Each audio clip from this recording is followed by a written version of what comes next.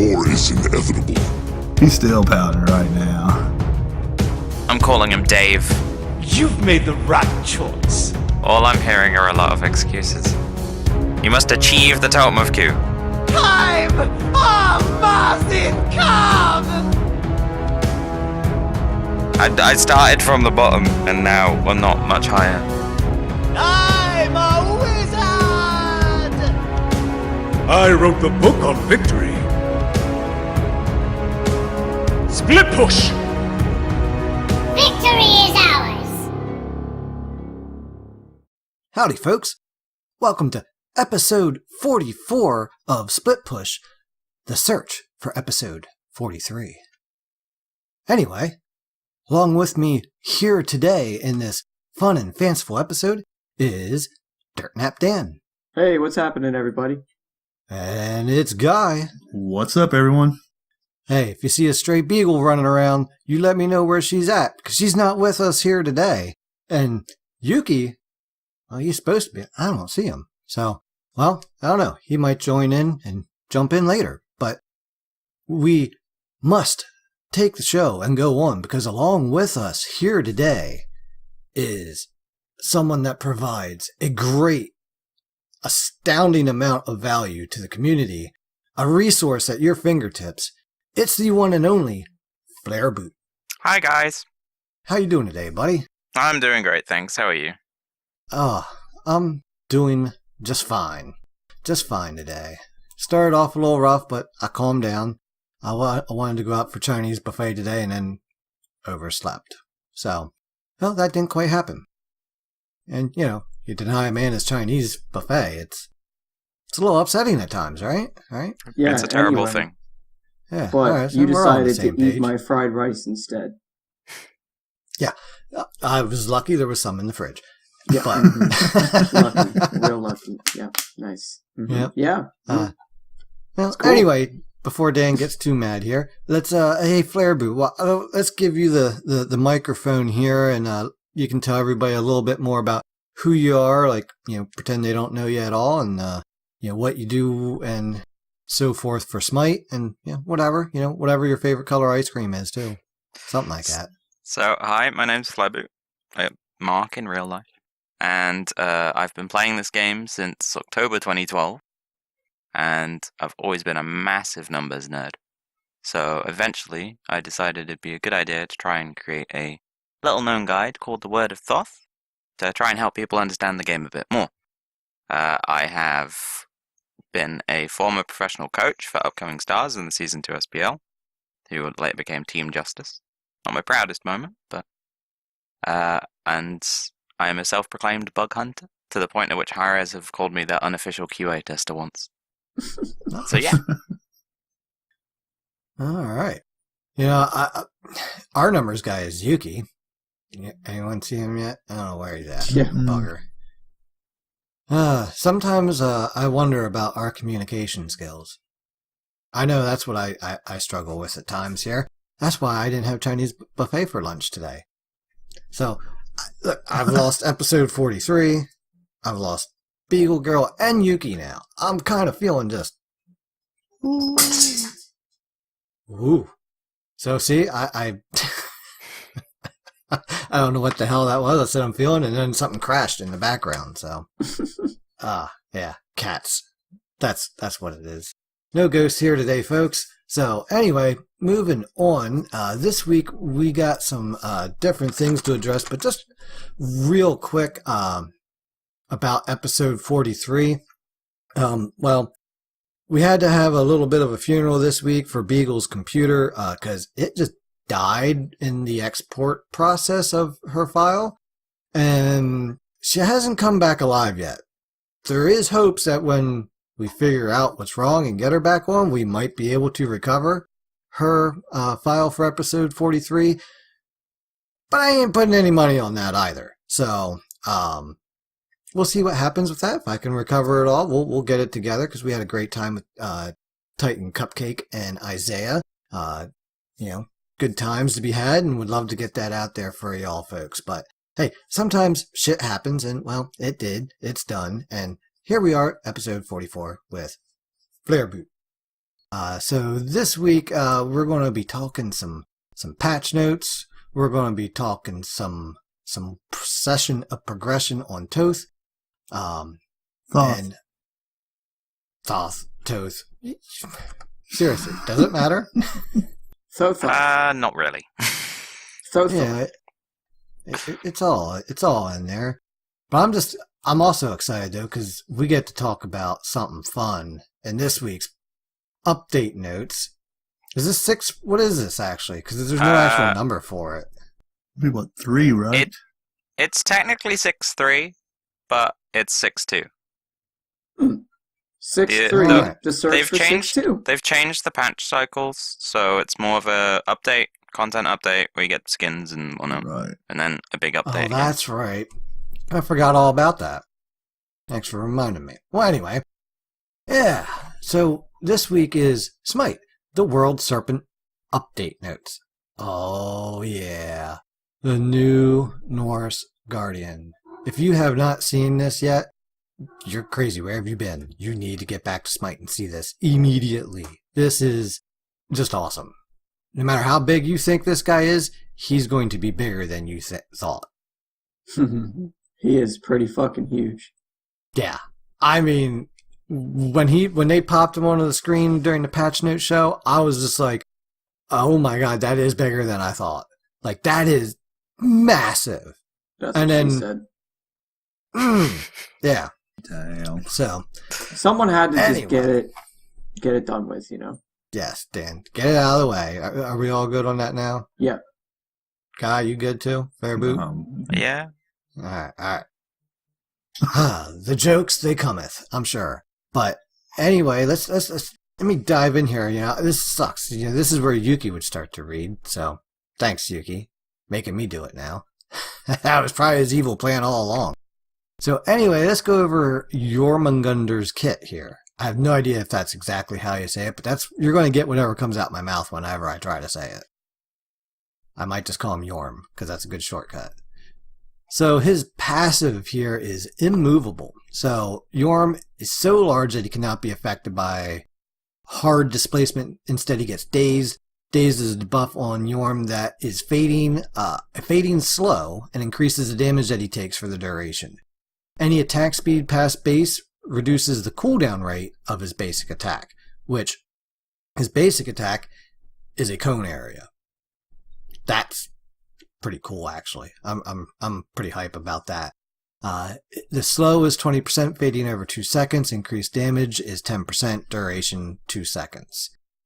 Alright, so his one here is Venomous Haze. So Jorm fires a noxious spit in an area that deals damage and creates a large toxic cloud. The field damages and slows enemies inside of it every second. Jorm can have a maximum of 9 toxic clouds at a time, which would be very hard to do, but they last for a while when you cast them, and then there's other ways of making them throughout the kit.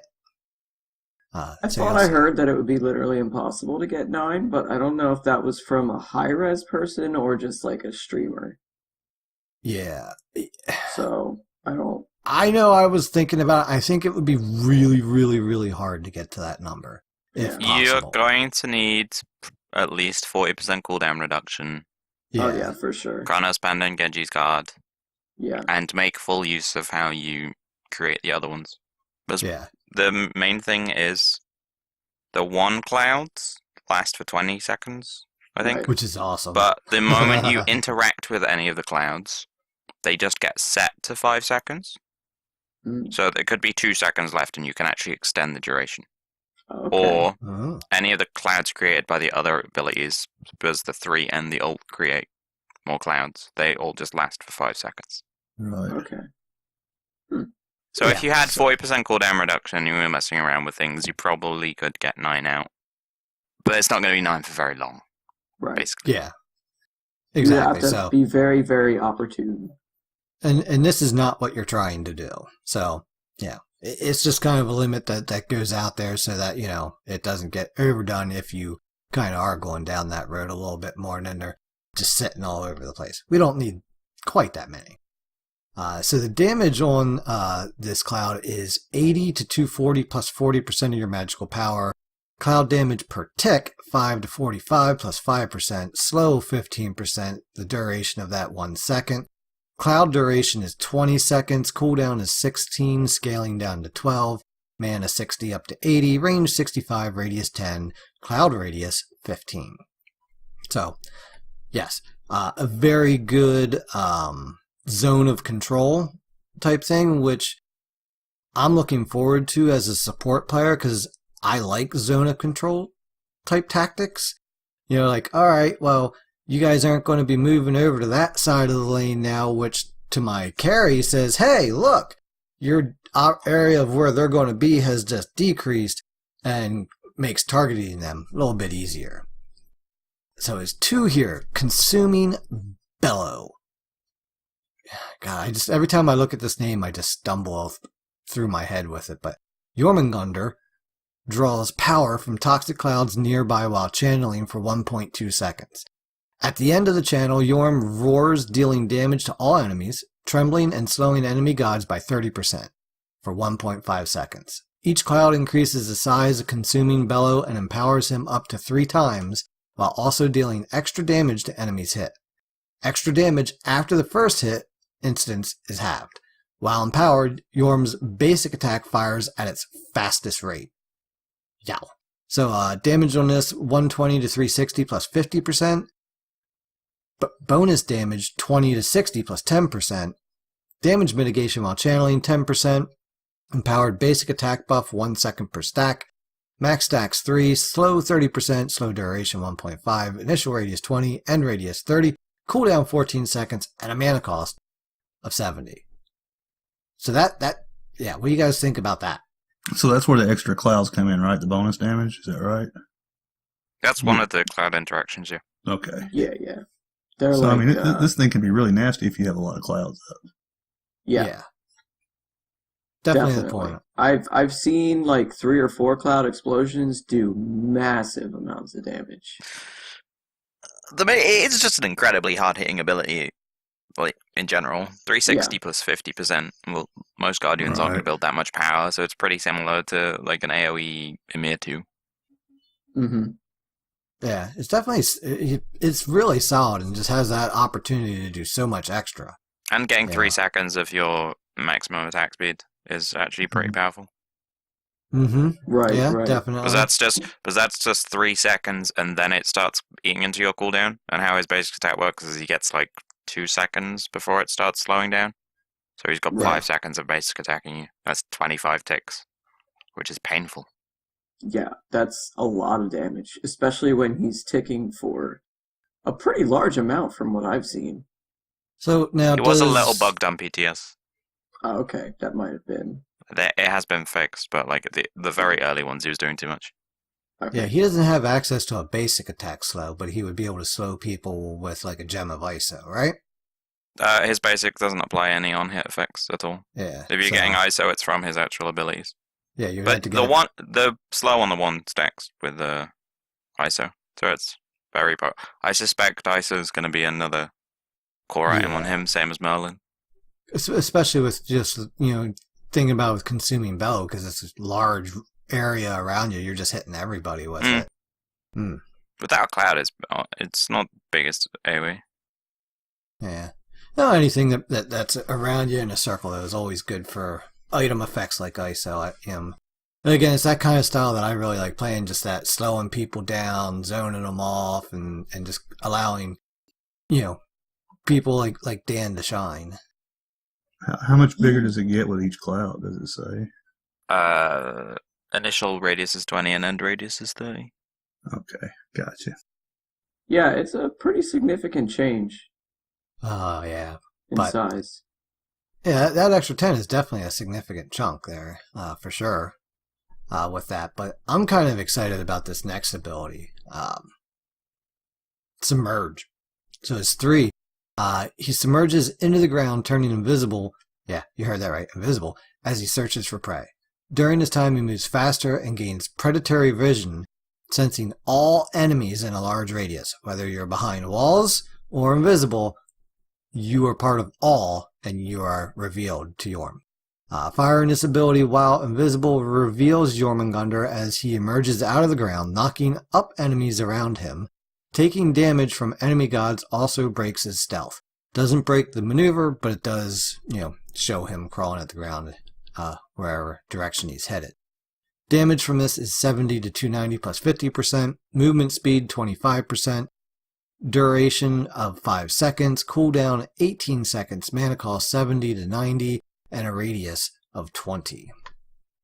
So yeah, Dan, what do you think about that? I'm not 100% sold. Yeah, do tell. Go on. I'm trying to think. I think it's too slow. You think it's too slow? Yep. Yeah, I could see that. His movement speed, the 25%, is that what you're saying is too slow? Yeah. Or no, or too little, the knock-up, sorry. I didn't mean too slow. I was thinking about the ult, because I have them both on them. He has got multiple knock-ups in his kit, though, is the thing. Also, the patch notes is missing one thing on there, which is if he's within a cloud radius when he knocks up, it will spawn 2 clouds. Slightly in front of where he explodes. Yeah, I was looking for that here. I'm like, where are these extra clouds at? Okay. So yeah. So you got to imagine him in like a triangle shape, and if he's the single point, then he creates 2 clouds at the other 2 points of the triangle. Gotcha. I will make a note to. Is there going to be a targeter on that? I can't remember. I may have to ask. But yeah, also taking damage also breaks the movement speed buff you get from it. Okay. So it does have counterplay to it, which I think is an important thing when it comes to stealth gods, because a lot of complaints when it comes to stealth are, oh my god, how the hell do I counterplay this? And well, now you have mostly from Loki, but he's designed around a non-damage breakable stealth. Right. Honestly, if you could break a Loki stealth with damage, he would be useless. Oh yeah, but I'm sure most people would be happy with that. But oh my god, I'd be walking around with Midgardians all the time. Yeah. Yeah, you would. Anytime I see the Loki, I'd be like, Midgardians. Guy would be a Kuyi first item Midgardians. Or not Midgardians, you're thinking Mystical. Mystical, Mystical, that's it. Yeah. Yeah, I do that all the damn time too, and that's why I didn't catch that. Because I always do Mystical and, Anyway, let's move on from that embarrassment. The ultimate. Because, well, this ultimate is pretty ultimate in my opinion. It looks phenomenal, first off. Okay, yeah, before I even talk to you about it, looks phenomenal. Probably the best looking ult in the game. I don't know. It is just really, really, really cool. So, Jormungandr prepares to enter into the world, enlarging as he prepares a devastating attack. After selecting a target area, Jormungandr flies into the air, diving down and crashing into enemies as his body then slams into the ground. He must travel 2 more times. When Jormungandr emerges and submerges during this ability, he knocks up enemies, and with each submerge, he leaves behind a toxic cloud. So the submerge damage, this is where the damage is at, because not only are you hitting them with your most damage, you're leaving them in a cloud, is 150 to 350 plus 40% of your magic power. The emerge, coming up out of the ground, or the crash damage to the body in between the 2 areas, is 75 to 175 plus 20% of your magical power. Cooldown 120 down to 100, mana cost 100, and a radius of 20. So, just kind of, if you haven't seen it yet, I mean, you just seriously just go check it out. YouTube, this shit. But he disappears under the ground, and when he comes out, he is massive. He is like radius 20, okay?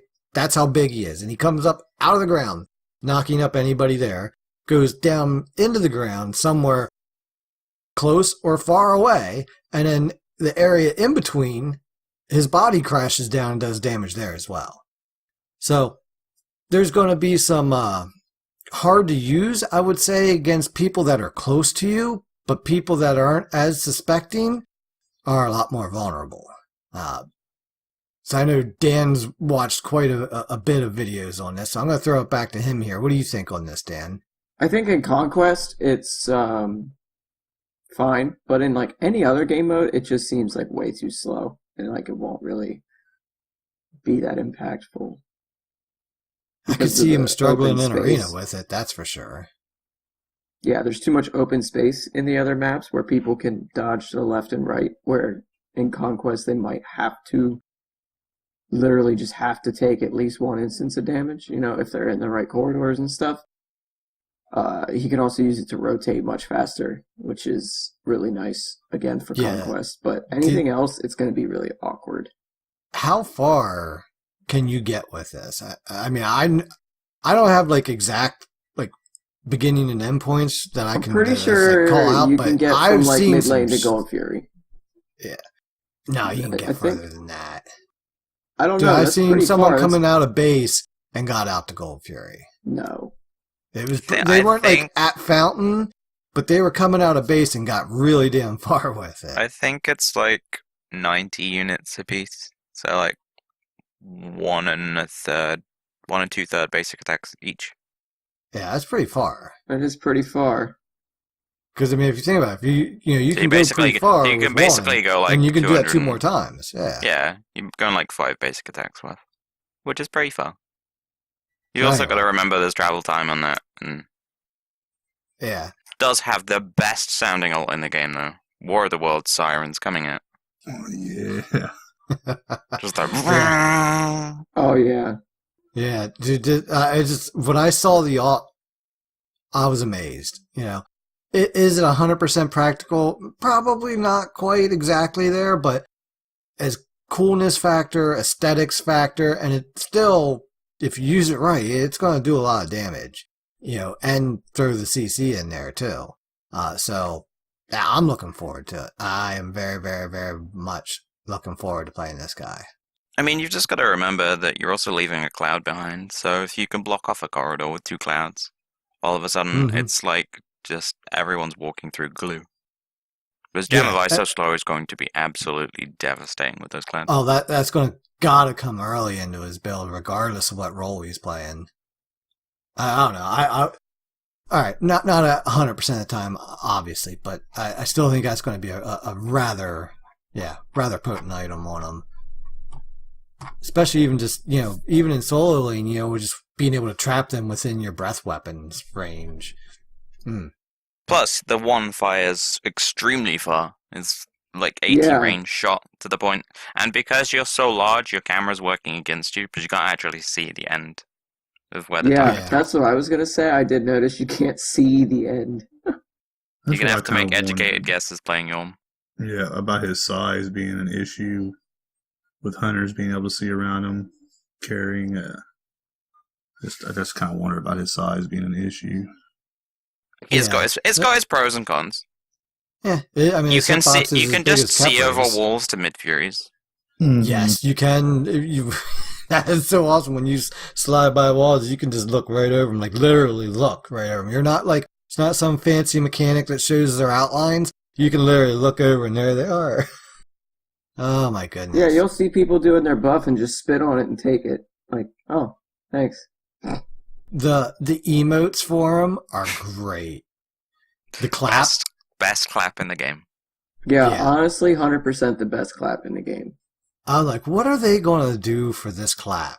Yeah, like seriously, what are they going to do? The wave was kind of like a little head, you know, shimmy shake thing. But what are they going to do for the clap? I don't even think we should tell you. You should just look that shit up. 'Cause we're not going to do it justice. You got to see it. We're not going to be the minions of this viewer base. Yeah. Damn. Exactly. Exactly. We're not going to be your minion for that. Anyway, let's move on to the skins here that are coming out. So first one up, I remember seeing these, and this one was pretty cool looking.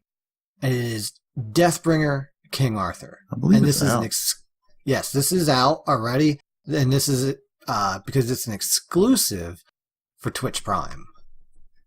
So if you have the old Twitch Prime, make sure you go grab that.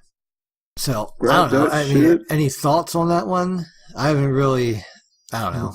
Looks cool. It's the Lich King. What do you want? It's Yeah, I it's mean, great. literally, it's the Lich King. It's fucking awesome. All right, yeah, I see it now that you say that. That is interesting. Comedy Yeah. voice Yeah. pack, but I always definitely a like the great funny skin for voice him. packs. Funny voice packs are good. They also got a recolor here for Neath. It's a Star Force Neath, which is an exclusive for linking up your Switch account. Now, on to some other coolness here. I am excited about this next one. I'm not a big Neja fan, but I've been working on him a little bit lately, and I'm excited to get Dragon Prince Neja. What's the little dragon's name? Damn it. Did they call They it? named it. Yes, they did give it a name. I forget what it is I now. missed it. Shnikes. I didn't get to watch it, so yeah, I don't know. I'm calling him Dave. Dave, I like it. I Dave like the Dave. Dragon. Hey, man. It's I like here. Dave. He looks Oh, like a Dave. He Dave's does in look here, like man. a Dave.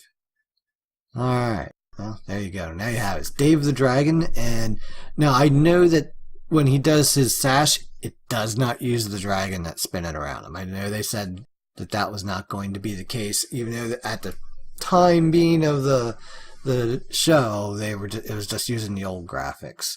But again, very cool looking skin on that dragon theme that they've been doing with the gods, and I like that a lot. All right, let's Very, get on to very the skin cool. that matters. Yeah, I was gonna say, can we move on? Because we all know guys itching. Itching. What? Itching for and bitching. Infinite Seer Alpoish. Hell I yeah. think so. It's about time we got another skin for Opwash. Alright, go ahead, guy. Gush away. This thing is nice. I like it. It's just it's just the Infinite set. We just got the Sun Wukong, so he just kind of follows that set. He's pretty cool skin. Can't wait to play it. We'll put a few more stars with this guy on. I love the Infinite theme they're going with at the moment, though. Yeah, I do like that. It's like definitely something different. The Wukong skin was awesome, and I was like, man, I can't wait to see who they're gonna, go for next. And wow, I never expected it to be Opwash, but I'm happy it was for Guy. Yeah. Because personally speaking, there's some themes I think they kind of run into the ground. Like the Odyssey last year, I was definitely getting tired by the time that we saw Omnitech Odin. Oh, right. I was like, I enjoy tech skins, I enjoy sci-fi skins, I know they sell like hotcake, but he doesn't need another tech skin. Yeah, And I bought the Hell skin, I liked the Hell skin. It's just, in general, the tech theme I wasn't going with. Yeah. But it was hit or miss with them. there's clearly themes that work, like the Shadow theme they were running last year with Bakasura, Arposh, Izzy. Mhm. Oh and yeah, Izanami. they were Yeah. cool. Oh, There's supposed to be it is one more of Nami one. those. They said there's 4 of them, 4 spirits. Which one's the fourth? I don't know. They haven't said Baka yet. is a... Baka is Honestly- in Opwash, but they haven't said who. Somebody was on here. I forget who it was on here. It was telling us about it. I still think it would be a good Medusa one still, even though they already got a hunter. Yeah, he said they were going to make 4 of them, so there's still one more to come. But I just can't remember who it was that was on here telling us that. Yeah, I Probably can't do a remember. Guardian from it. I don't know. Oh, true. Yeah, tank. Ooh, Guardian, yeah, like a Shadow like a Sylvanas. Kuzumbo. Yes, Kuzenbo. Because then you have a Little Shadow Nene Kappas. Kappa. Yeah. You're really twisting my arm on this one, yeah. Oh, I'm- let me argue against you. I'm a proud member of the yeah, Church we of should the do Bow. that. The Church I- of Bo is strong. Dude, you put me on Kuzenbo. I just love building health out the wazoo. It is just so fun. To me, I don't care what game mode I'm playing. I just want to build all health and just throw out that 1,000 hit point Nene. Just go ahead, have fun with that. Ah, shit. But next up here on the list is Wolfsbane Scotty, and what they called her in this? What they nicknamed called her in this? It was something or other. Oh, I don't know, man. Yeah, Steve. I didn't Nicknames. get to watch it. I feel super left out because this is like the one where they named everything. Yeah, right. This It is was where you so- give them silly names. It's called Steve. It was somebody's cat's Hey, name. We got Dave. We got Steve. So yeah, There you go. Really cool. The Calder is a wooden dog, so he's kind of like a Trent dog. That's pretty awesome. That's cool. Very solid skin. Very, very well done. I was happy with the skin. I still have. I love Scotty, but I just hate playing her because of the controls with PS4 and her targeters for me, and the audio sounds. It's just all three of them just don't go together for me. So anyway, yeah, cool skin. Very, very happy with it. Any other thoughts on that or what? No, nothing. I didn't get to see like the videos, so like I'm kind of lacking here today on the skin gushing. Wow, Dan, you're just falling behind here. As an Englishman, I've got to say I love the voice pack, but it's a decent skin. That's the one thing. Like, I don't remember the voice packs for shit. I saw them all, but Well, you can get a sample on the Patch Notes website.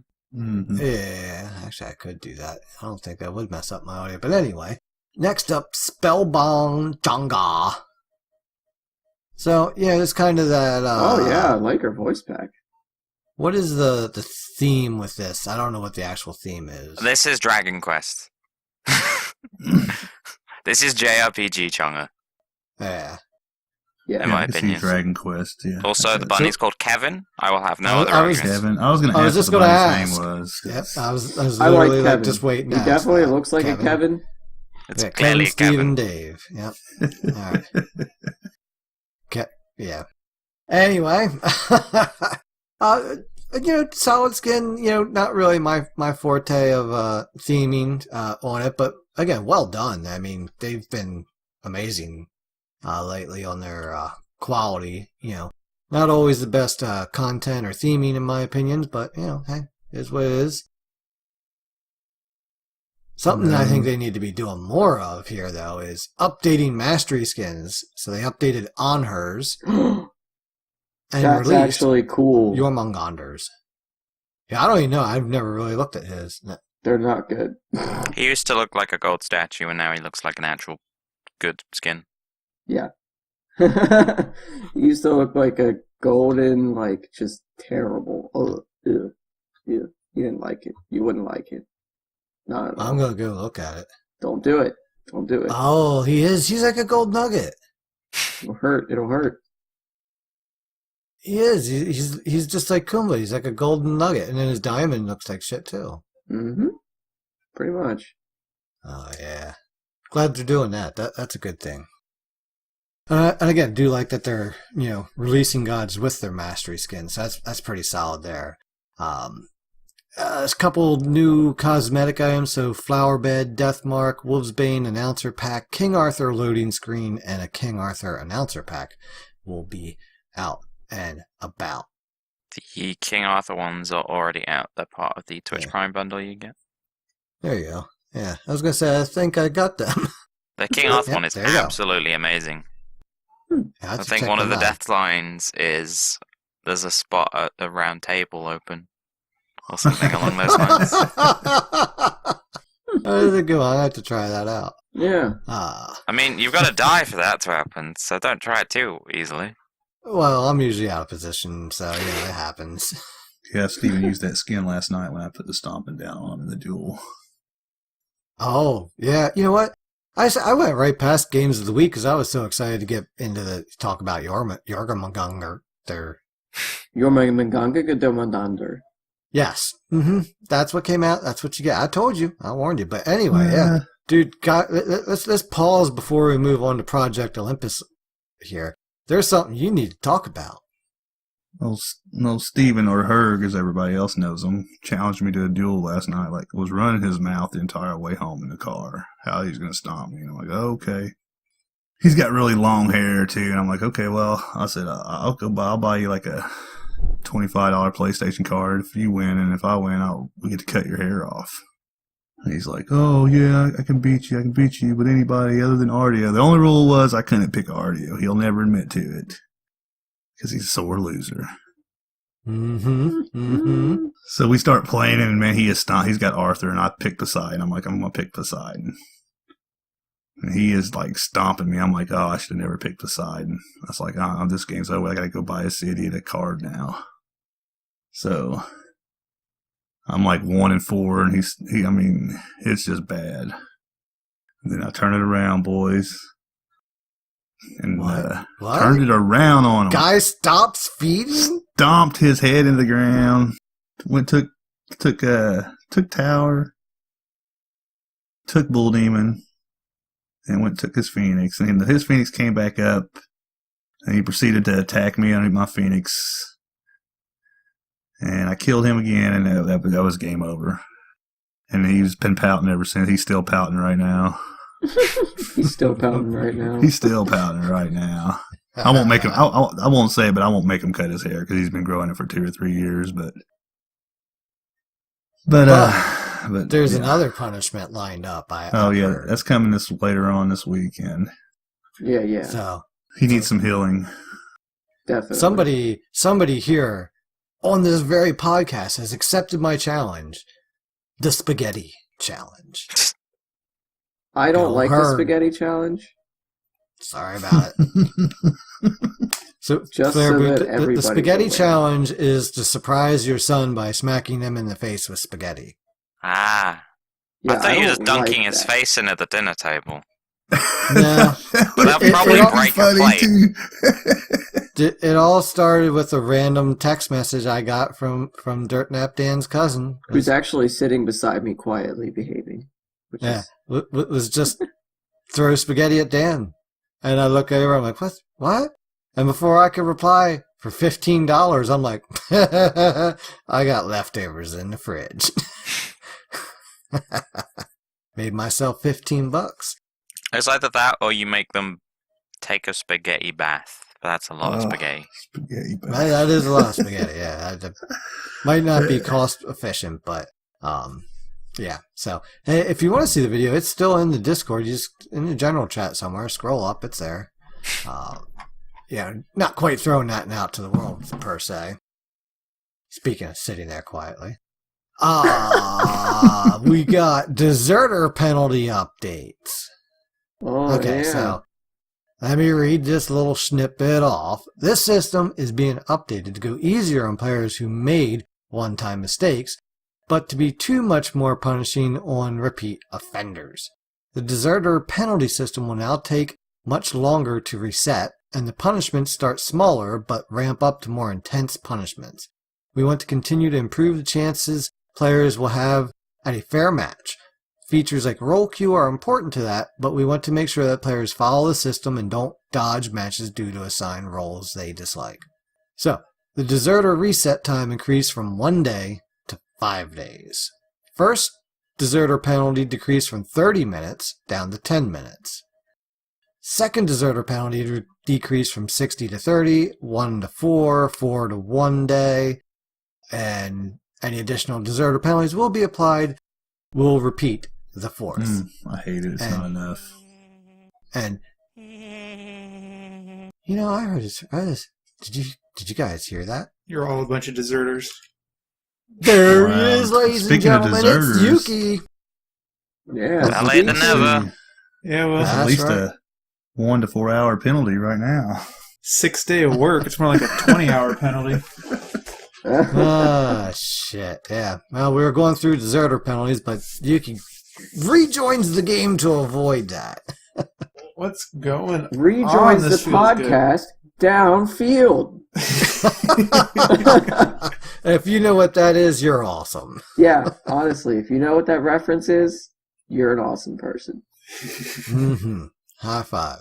So, hey, what's up, Yuki? Not a lot. Rushing to put out a boat with our company, so we're working like 60 hours a week. That's it. On top of 2 days of school.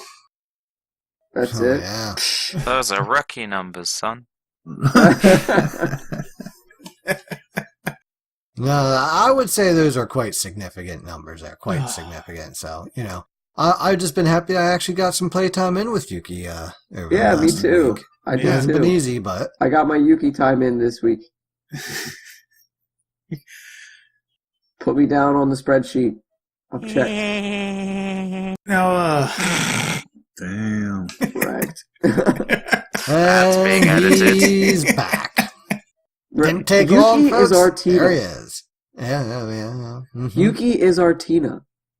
Ah. Yeah, that's Yeah. who you are, Yuki. Do you know that? Mm-hmm. I'm okay with this. If anything gets edited out, it's something that Yuki said. Yeah, it's usually something I've said.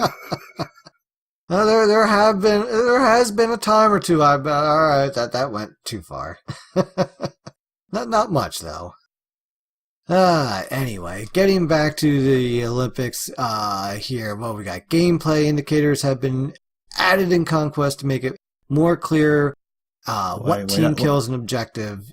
Siege towers now have icons and death recap, top stats, objective bars. That's Let's go back great. to this deserter penalty real quick. You guys think that's enough? I don't think it's enough. I hate fucking deserters. No, I don't think any penalty is enough, but Yeah, I'm like, I want these people fucking banned for a week. I Get 'em mean, out. if you could So prove out, tired of it. if you could If you're the prove out kind it of was person their that internet, leaves lobbies over picks, I don't like it. Not with it. again, I would say probably 30% of DCs are intentional. I mean, I'm gonna lowball. I think it's as low as 30% are intentional Wow. DCs, except with the exception of the ones where it's obvious, where like someone disconnected because another person on the team was disconnected or something like that, or it's just after 10 minutes and no one surrendered. I say those early ones like in the matchmaking lobby because we've all been there. And you can't prove it out, so the penalties will never be as hard because you can't prove it. If you could go, that guy. Now, if Hi-Rez took the time to go and look and see they had a DC on their team from the start of the game and this dude disconnected, or we can see that they tried to surrender and didn't, and then this guy disconnected, it's almost like there should almost be two ranks of deserter penalty, but again, it would be a lot of time and effort and money on their end to make that happen. So It's just a cost benefit, though. Because, like, the amount of Yeah, time you'd go exactly. trying to find whether or not one deserter penalty Mhm. was legitimate is the difference between now you could the two throw deserter penalties. That's why Yeah. they've reduced it from 30 minutes down to 10 for the first one. It's just, if you're having repeat offenses, the idea is either you're leaving on purpose, which means you're an idiot, and you should get these increased times, You should go play Call Or- of Duty. you're in some situation like even where I found myself where I'm repeatedly DCing because I have a absolute potato of a laptop that I play Smite on. This is better than the older potato, which is where I got like 20 FPS on. Oh, I started my Smite career on a laptop that I got 17 FPS at the best of times. Ooh. Goes He said, down I to started 10. from the bottom. I started from the bottom, and now we're not much higher. now he's up to a solid We're here 22. isn't the question. We're just slightly above. But like, and I still occasionally have the odd crash, and if I come Oh, back, yeah. and Everyone it does does. take a while for Smite to load for me. So Yeah, it's if you even think I worse should on be console. banned because Yeah, my Smite it- crashed twice, then that's on you. But On gonna console, disagree. it's definitely a chore to load it back up too. Yeah. that's also the same reason why they're changing the reset time, which I think is the important thing that people are missing. Just Yeah. you can't just wait Yeah. a day and then all of a sudden your offences have purged. If you've decided to get deserter twice in a day, you're still going to be there end of the week. Now, I Right. think that's actually the biggest thing in that whole thing is deserter reset time increased from 1 day to Oh, 5 days. yeah, because it's the salty 12-year-old that DCs twice a day because, oh, my fucking team is trash, this is bullshit. Now we'll just get the hammer of God to their forehead for deserting. No, the Yeah. worst is ranked. Like ranked conquest when it's the very last person to pick on the enemy team, and it's like They just didn't pick quit. a god. So you just wait like 10 minutes to get in a match, and another 10 minutes to get through bans and picks, and the very last person just like quits. Now, And It's like, I'd fuck. still rather have that over someone leaving during my ranked match. Yeah, true, Yeah. true. Even though you lose, let's say, Because no one's waiting every 8-minute queue time. Yeah. Right? That just What- never happens. What about- you what about underestimate let's- my luck? Let's be conservative and assume 6-minute queue times. Let's say 5 minutes, pick some bands. Then I'd rather lose 11 minutes of my life versus 14, and then a guy DCs, and then you're stuck. Right. Right. And losing TP, even though it's obviously halved because there's a DC on your team, but doesn't feel great.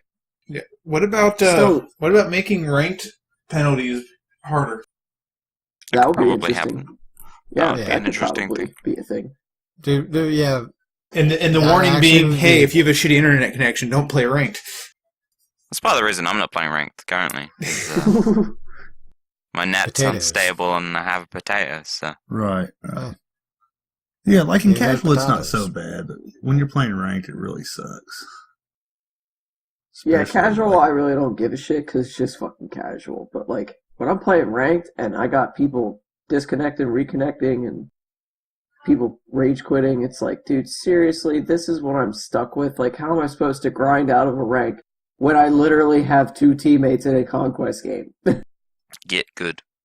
Yeah. Get good. You can't 4v5. You're not good enough for ranked. Get out. Pretty much. Ah, shit. Well, anyway, they're making improvements. It'll give them more data, and they'll They be able to are. make more. I give them that. improvements. They Oh, are I- definitely they're I making love the game improvements. right now. So Yeah. Well, this is like the biggest change to penalties since I've started playing. Yeah. Can't remember the last time there was a dessert penalty change, actually. Yeah, Season one? honestly, I really don't either. I've been playing since beta. Okay. There's been a couple like more I would say like issue fixes with it more than actual changes. Oh, This is yeah. probably the first real change. Yeah. So what bug fixes we got coming up here, Yuki? Anything interesting? Oh, who gives a shit? Mages are still overpowered. Tanks still suck. You still love Loki. Gameplay. but No, Loki's still just as obnoxious as ever. Gameplay changes. Fixed root of Tahuti. Fixed Rod of Tahuti passive, not working with Merlin's stances outside of Arcane. So he's Oh, going to be that's nice. stronger. Fixed Evolved Warrior's Blessing to now proc with King Arthur's basic attacks. So now he'll be stronger. Fixed an issue where Neath ult could target Totem of Ku. That should totally stay in. I'm fine with that. That's fucking hilarious. Wait, what? Yeah, you could Neath ult Yeah. Totem of Ku. I would so do that. Why? Yo, secure. Yep. From the dual lane. Buff Teamwork. secure. Give me that 25 gold. yeah, I don't see a problem with that. I like it. I think Yeah, I think it's I interesting. think it's pretty cool. I'd use it as a body blocking tool. Yeah. Fix the highlighting issue with Merlin Frostbolt, where it would highlight enemies outside of explosion radius. That would make sense why people weren't getting hit.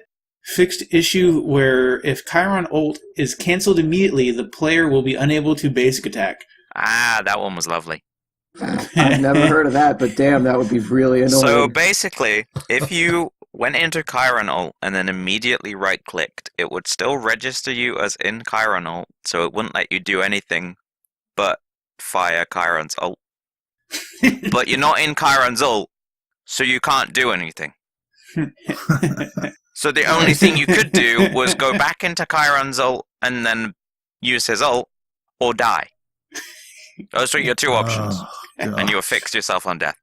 But, yeah. That'd be great. Fixed Ao Kuang Dragonite skin missing AoE effect on Wildstorm. UI updates for bug fixes. Fixed an issue with match details and history not showing correct player names or loading or any information whatsoever. Wouldn't that be nice? Fixed issue missing UI elements of spectator, end of match lobby, match ID, replay button, game type, and game duration. So, spectator, yeah. Fixed players unable to view offline profiles through search. That's nice, because I've noticed that, but didn't really care. Fixed options menu not populating for spectator clients. Spectator, surprise. Fixed friends list showing a non-friend if they were partied with you, then log off.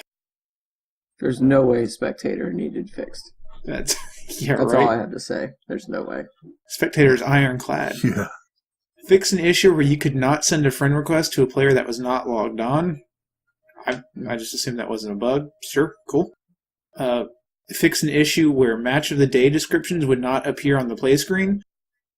It's That's been nice. 8 months. Yeah. Yeah, I haven't played that in 8 months, whatever. Because, I don't know what it is. I ain't playing it. Yeah. I'd say that's a pretty good change. Because it's one of your Wow. 6 game modes that could go away. There's only Yeah. there's only like 2. Look, Joust the 2 of Us is freaking awesome because it's way less chaotic than normal Joust. I actually kind of prefer it. And Assault, where you can pick somebody, is funny. So Q on Wednesday and Q on I don't know when they do this one. Oh, the Joust. I know the 2 of Wednesday Us? is always the 2v2 mode. Okay. Hear that, Dan? Wednesday. Wednesday. Wednesdays. Joust the 2 of you. But I work every night now. It could be True Love as well, which is 2v2 Assault. I That like one the gets a love bit of them guys spicy better. because you have Assault with Assault minions and they're worth way more than normal minions because 5 people are always getting them. Yep. So when you've got 2 people Right. getting 5 minions worth, That's a lot of gold. that's a lot of gold. Console-specific That's a lot of fixes. gold. Yep. Fix an issue where if a player receives deserter penalty on console, then they'll have an unresponsive button prompt in the top left of home screen. They should just suffer. Damn. They do, it's should called just playing on suffer. console. Oh. Yeah. If I could, Yeah. if I IR joke, I could joke. keyboard, if IR could keyboard, IR not his keyboard. It's bad. I still try I from joke, time I to time. joke. I am fully supportive of our console play. Fucking console plebs. I hope so, because we're all console plebs. Fix. Nah, sure, I don't mind suffering. I've got to rep the PC brand as a PC Olympian, you know. Right, Yeah, right, of right. course. Obviously. I mean, Uh-huh. it's not like it's pretentious, unrealistic, or it makes you better. It just means you have a keyboard. Not better. Last console fix. Fix issue where console players were unable to invite others to a custom match by name. Okay. Yeah, I was like, all right. I don't know how they redo them. Ooh, balance updates. Totem of Coup. So, Totem of Coup is a thing that was easy to kill the first 5 times, and then got impossible to kill, and nobody cared. Yeah. Wow. So Pretty much. They decided to fix it. So they fixed issue where Totem would gain significantly more health per kill than the intended 200.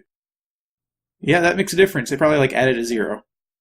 I think it was basically doubling each time, so it was going 200, 480, It was a lot. 800, I played 1600.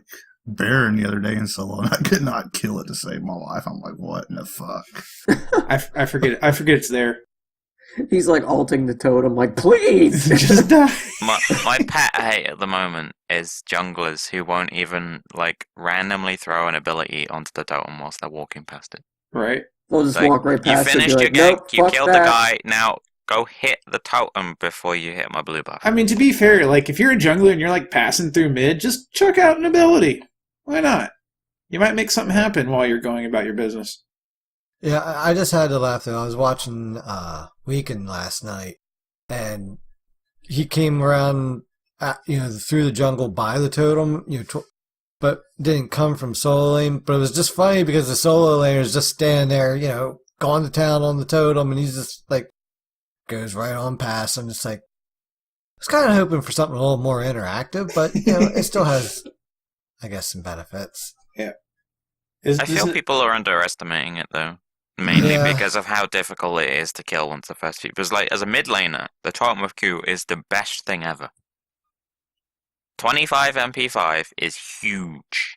I don't think it's that MP5. they're underestimating it. I just think that the cost the cost benefit ratio for time and effort right now. Once Oh the yeah, critical definitely. times- But that's because of this bug. yeah. So Right. we'll see. I think it'll be even if it's not quote unquote worth it. I mean, a solo laner is going to take it out pretty quick now at most stages of the game. That's the important thing though. So that it comes back to an every little thing, and it's right there. Just remember, if they don't get the Totem of Q, scold your solo laner. Uh-huh. That's right. That's their punishment. If you're I in just comms with forgot them, it was there. I'm often playing with Alpha Jackal, and He's in solo lane almost all the time. And if I'm in mid and he doesn't get it, I will berate him for a good minute. I mean, Until he gets the next one. well, yeah. You didn't get that totem. What the hell? No, Man, you that we MP5, shout the I can't believe totem you of did that. coup has been achieved. Not taken, achieved. I You don't must like the way the achieve the numbers. totem of coup. I don't like the way the damage ticks off. Like the other solo laner will start smacking it, and I'll jump over there and be like, "No, mine," and I can't even tell if I'm hitting it with shit. There's just like no, it doesn't. Numbers don't pop up like they do on like on players or something. I don't know. I suppose it doesn't have a health bar. It's And it just should. looking for a damage counter. That's Yeah. why you've got the bar raising over it. Yeah, it's a little gauge. And there's on two the side of sides. That's really And yours is the annoying. blue one. Cool. All I have to do is remember I it's there. I will say, like, you're probably going to get onto it in a minute, but the important change alongside that is that you're no longer going to be able to hit it whilst it's inactive. So the thing at the moment was, for example, if you're running Freya solo, if you'd like to, you would proc your passive regen by hitting a dead totem. Ooh, Oh. that's, So, yeah. that's So that means you could lifesteal off Yeah, it with other so, things. so you could just go and start slapping a dead totem whilst no one's in the lane and be at full mana all the time. get all your Wow. mana back and your health back, and Or Cucullin's Rage, or King Arthur's Energy, or right. Wow. Ooh, I never Okay. thought about Bologna that, stacks yes. with her 3, Yep. Chark passive, the list goes on, but anything like that. Well, that's a good fix. Yeah. And you can no longer hit it with god-only abilities, so no Yep. Neath You ult, I still. They no should, they should Nemesis totally ulting let the the ult. totem. Neath ult If should you'd ever totally want to be okay. Nemesis ult the totem, God knows why. Nemesis ult the totem. I like the that Neath, one. the Neath ult is fine. No, we just all agree. Neath ult totally fine. Neath ult fine, Nemesis ult too far. Yeah, Too far with the Nemesis. I mean, that's a commitment from like the other side of the map to use Neath ult. And that's if it makes it there. It doesn't like clip somebody on the way. Yeah, I mean, that's really going the distance. That's there. when you gotta yell at your mid laner to jump and take the Neath ult so that he doesn't take the totem of coup, right? Does Yeah. remind me of my best Neath ult. I fired at a solo laner and killed the mid laner.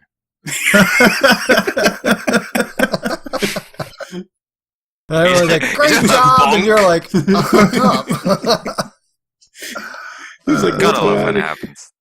And the last change is Totem of Coup can no longer be attacked when it isn't active. So, covered all that. Yeah. Next change, speed buff. Decrease speed buff from 10% to 5%. Good. Well, Dan, do I need to come give you some understand, but tissues I hate it. by crying? I understand, but I hate it. There is a reason to it, though. There is a You'll reason. get on into What? it in a minute. But Right. I hate it. Item balance, Assassin's Blessing. Change the evolution bonus from 10 pen to 5 pen and 5% movement speed. Good. So there's your speed Yay. buff back. That way you're not running Speed 1,000 miles buff. an hour at the beginning of the game.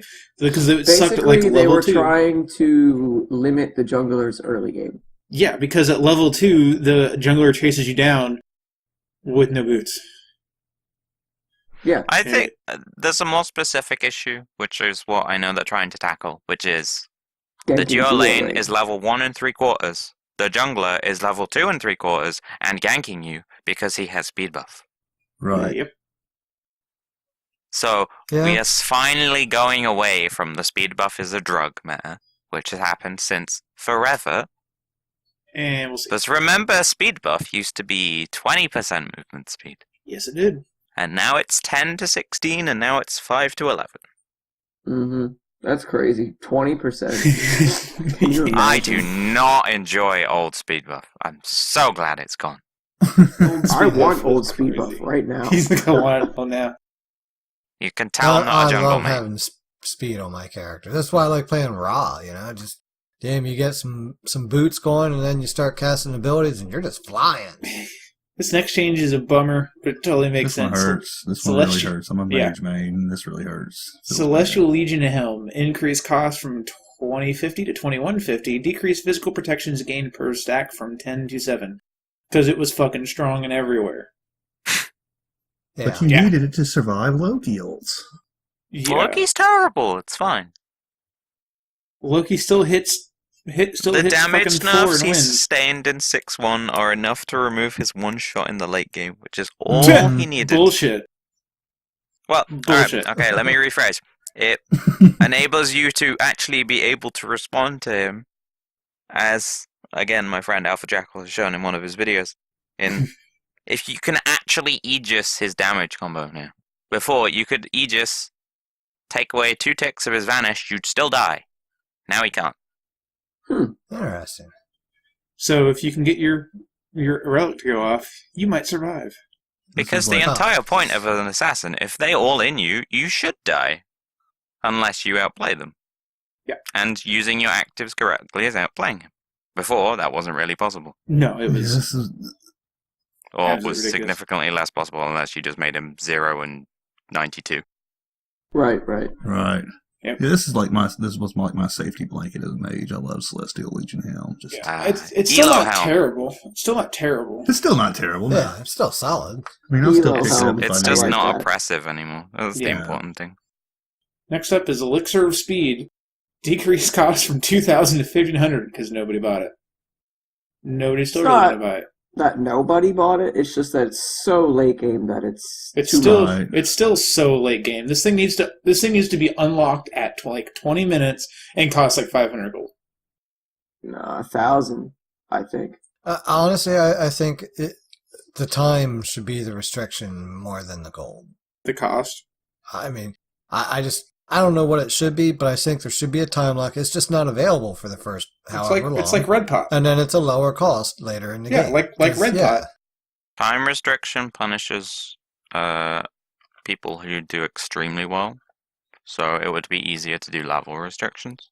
Level restrictions are difficult because Yeah, you there need to you be go. able to balance a jungler getting to level 20 beyond the level minute curve. So getting Yeah. to level 20 at minute 18 versus a support who's going to be 36 minutes in and still level 18. 36 minutes to level 10, let's be fair. Poor guys. Nah. I'll get my second relic someday, The guys. worst I've ever Yeah. seen was 37 minutes and level 9. So. Oh. And he didn't even DC, he was just that bad. Ouch. Yeah, I felt sorry for the poor guy. We I don't know killed that. towers as well. I don't think he was ever a wave. I don't know if I've even seen this in any of my games, really.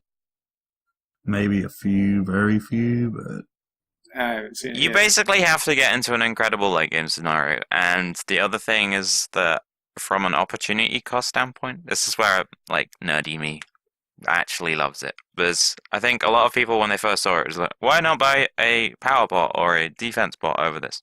And you're not just buying that stat. Yep, you're buying Because another both, item. because for one, like the pots aren't just power or defense; they are also increased damage versus structures or decreased damage taken from structures. right. But when you're buying the speed pot and then you're selling your boots, you're getting the 6th item slot, and it's not just an opportunity cost of like, are the stats I'm buying more than the stats I would get from the pot? It's the passive.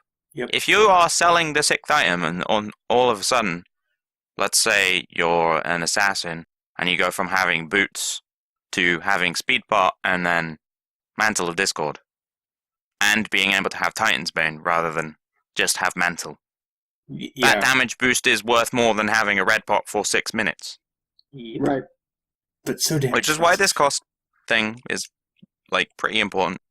Because the bigger problem with it was trying to find a good time to sell the item. Because you needed basically 1,100 gold plus the item cost. Yeah. Plus Yeah, the it's a speed lot. pot. So It's a lot. We don't see it. Yeah. We'll see what happens with it. Well, they'll flesh it out. I mean, I don't want everyone picking it up. I don't want it to be like so cheap so early that everyone just picks it up because move fast. it can't go any lower realistically. Because Yeah, I don't some think people so are going to be either. stupid enough to buy it. Right. Right. Immediately. They'll be buying Immediately, it early. 1,500 gold. You're gonna see a lot more. You're than that going to drop see of that. someone try it at level 1 and it's going to fail Yeah. miserably, and I'm going to laugh at them. Yeah. And they'll be on my team, so I'll be mad. And it'll be me doing it to Yuki. Yep. Yep. Oh shit, Yuki! I just bought the speed thing. I walked out a fountain already accidentally too. I would yell at you to sell your shit anyway.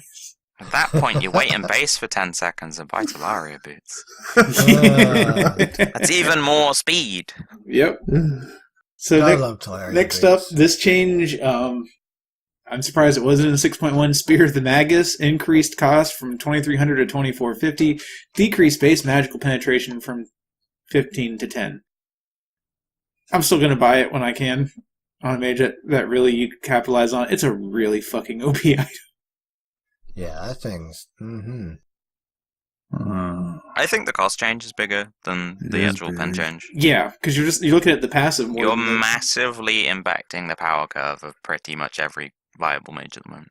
Because Yeah. every viable mage is rushing spear after boots. I mean, Yep. the passive is still going to be good no matter what. But yeah, the price increases a lot. And we're going to see a theme with this next one. Voidstone, increased cost from 2,150 to 2,250, decreased aura penetration from 20 to 15. It's almost like somebody figured out that there is no cap to protection reduction. Oh god, these two items, like, if you're playing like Joust, so often you see Voidstone first item off of the support, and the mage goes like boots and then Magus, and then nobody has protections for 20 minutes. Yep, Voidstone is one I build in Youst all the time. Yep. So that's good. The items Definitely are still really good. The price, I think it'll do okay. Again, you'll still pick Spear of the Magus up on it. It's got heavy ticks, but now it's just gonna suck a little more. I just feel like the hammer is getting laid down on mages in Season 6. That's Yeah, it's almost like they were fucking dominant all last year. Gosh. Yeah, well, that's a big one on Guardians there too, though. Yeah, that's a big one. You Guardians definitely team. see Yeah. Voidstone on more tankier characters than... Yeah. Well, I'm not saying Mages. they just pick it up. I'm just like, look, I mean, honestly, the penetration thing was always nice. It was just like, this is a really cheap way to get some health and some magical defense. I will take it. I still want to see more people running Voidstone Isis just because of her 3. Ooh. Seeing Oh, her that's 3 protection increase scales off of her own magical protection. So you get her at 325 magical prot with some stupid tank build, and then you hit 3 people with a silence, and all of a sudden you have 615 magical protections. Wow. And believe me, you don't take much damage at that point. No. That sounds Because awfully protection mean, increases like Tom. that go over the cap. She doesn't have the worst kit to be a support mage either, with that giant long stun in the silence. It's not. Oh, especially with the changes in Season Yeah. 6, yeah. Yeah, it's not horrible. I have to look into that because it'd be funny.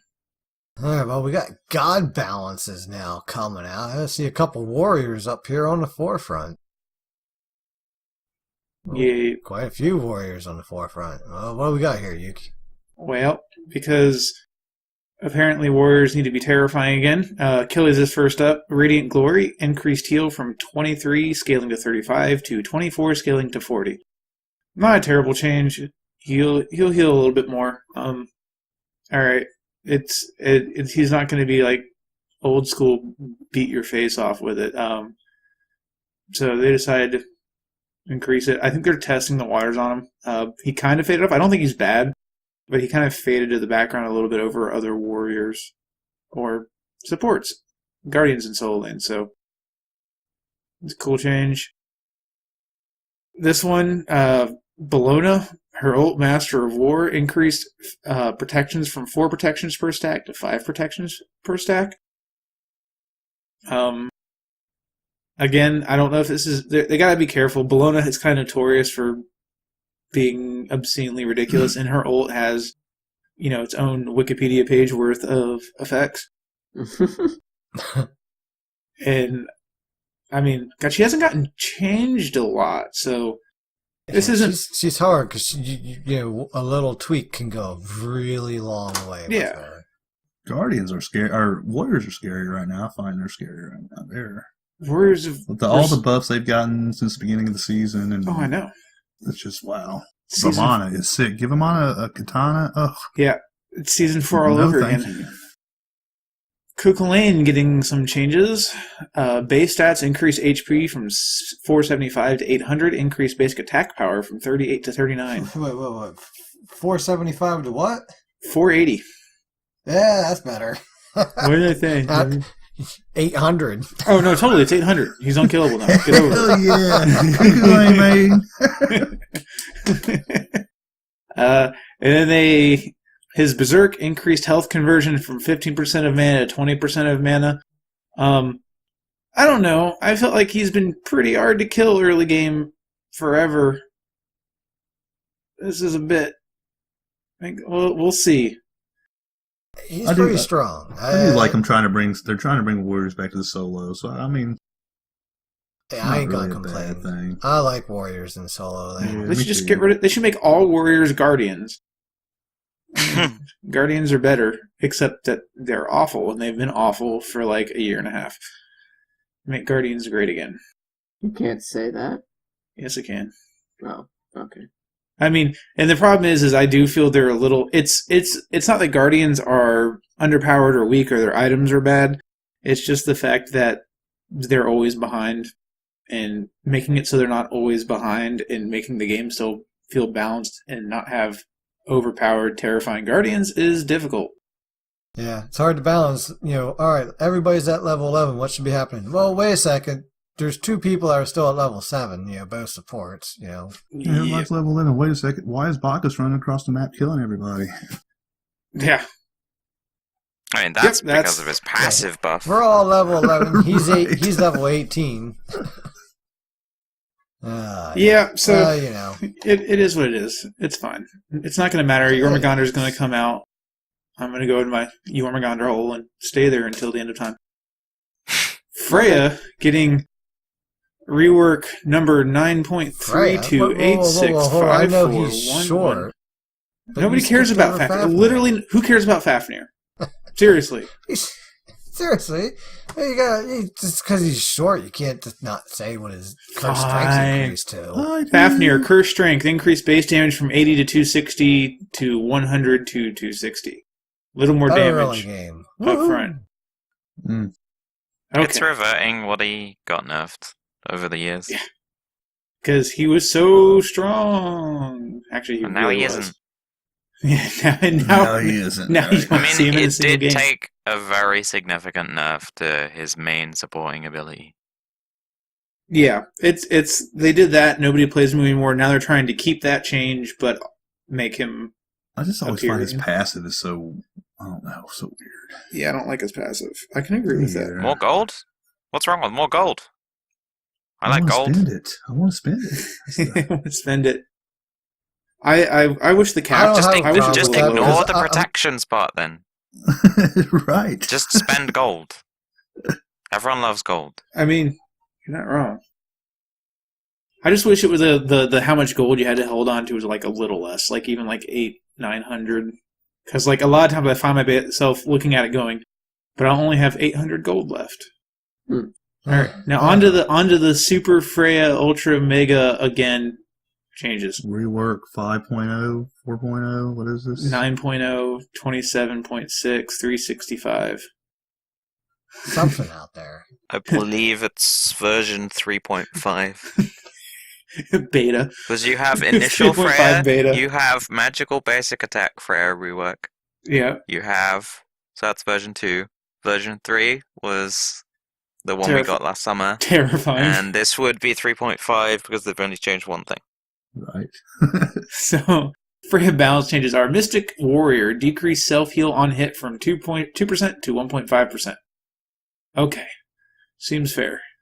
Northern Lights. Northern Lights has been adjusted. Northern Lights, when activated, Freya gains 5 shots of Northern Lights. Each basic attack consumes a charge even if that attack does not hit. So, Medusa 1. Damage decreased from 40 scaling to 200 to 11 scaling to 75. That is a shitload. Damage scaling decreased from 40% to 10%. Slow duration reduced from 2 seconds to 1.25 seconds. Charges last indefinitely. Abilities go on cooldown when they are consumed. That's Interesting. That's a lot. interesting. But that's a lot of damage still. Yeah, The idea was to take away the main frustration factor from Freya, which was Freya? you get whooped, you get wand with her 2 active from You'll be dead. range, and it feels horrible because you just took 700 damage in a polyprop. I just So assumed the main now she has frustration to was. work for her damage.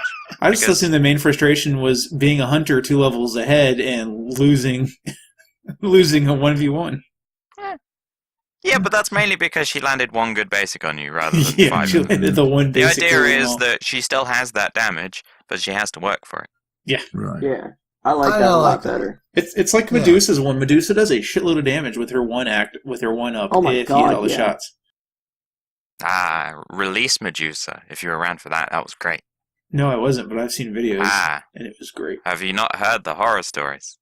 I mean, there's a horror story for pretty much every god of release in Smite. Medusa's got a pretty bad horror story.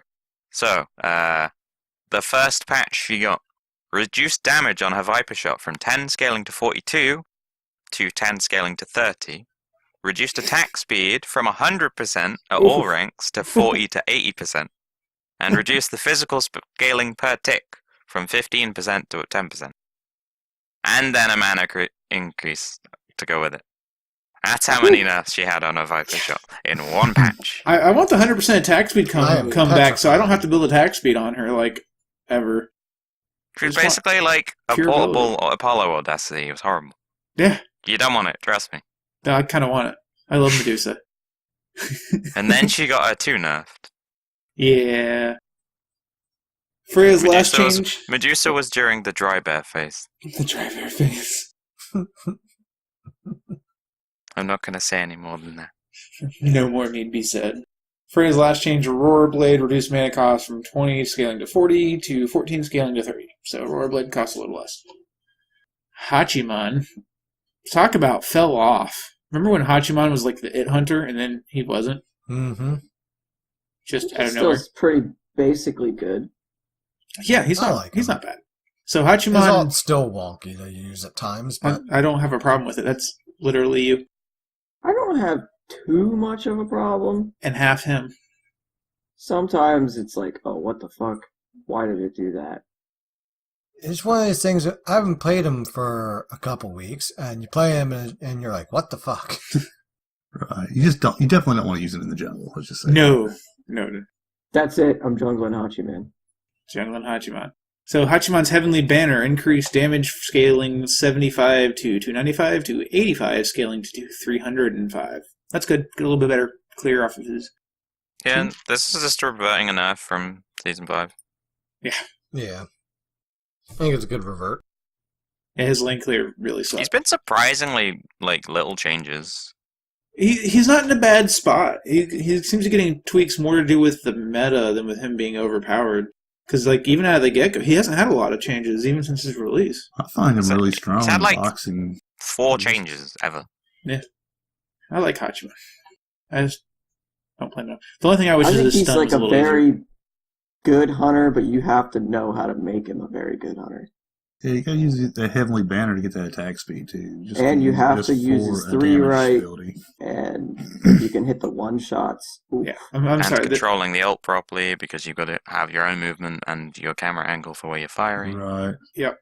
Again, I just think the only thing I don't like about him is just how small the hitbox is on his dash for the stun.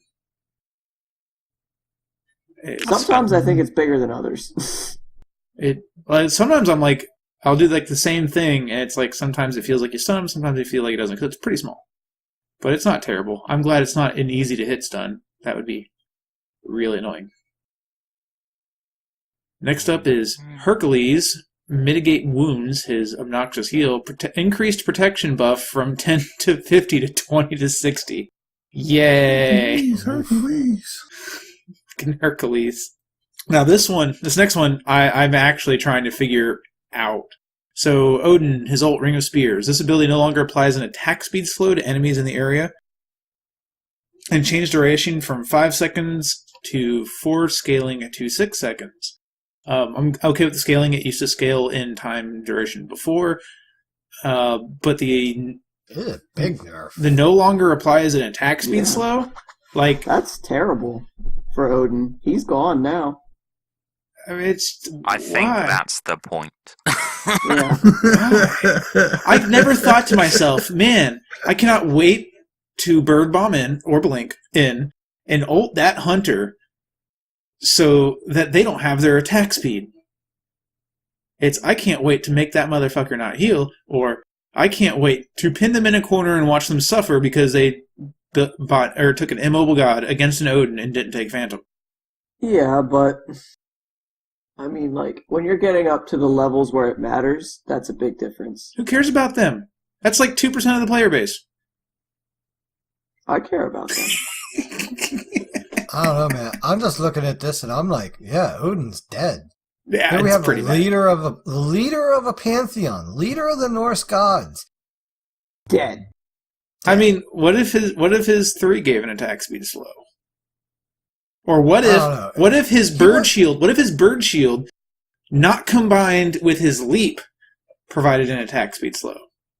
I think the idea, as the dev commentary stated, was to just flat out nerf him, because he does hard counter the roster, like every god without mobility, unless they have Phantom.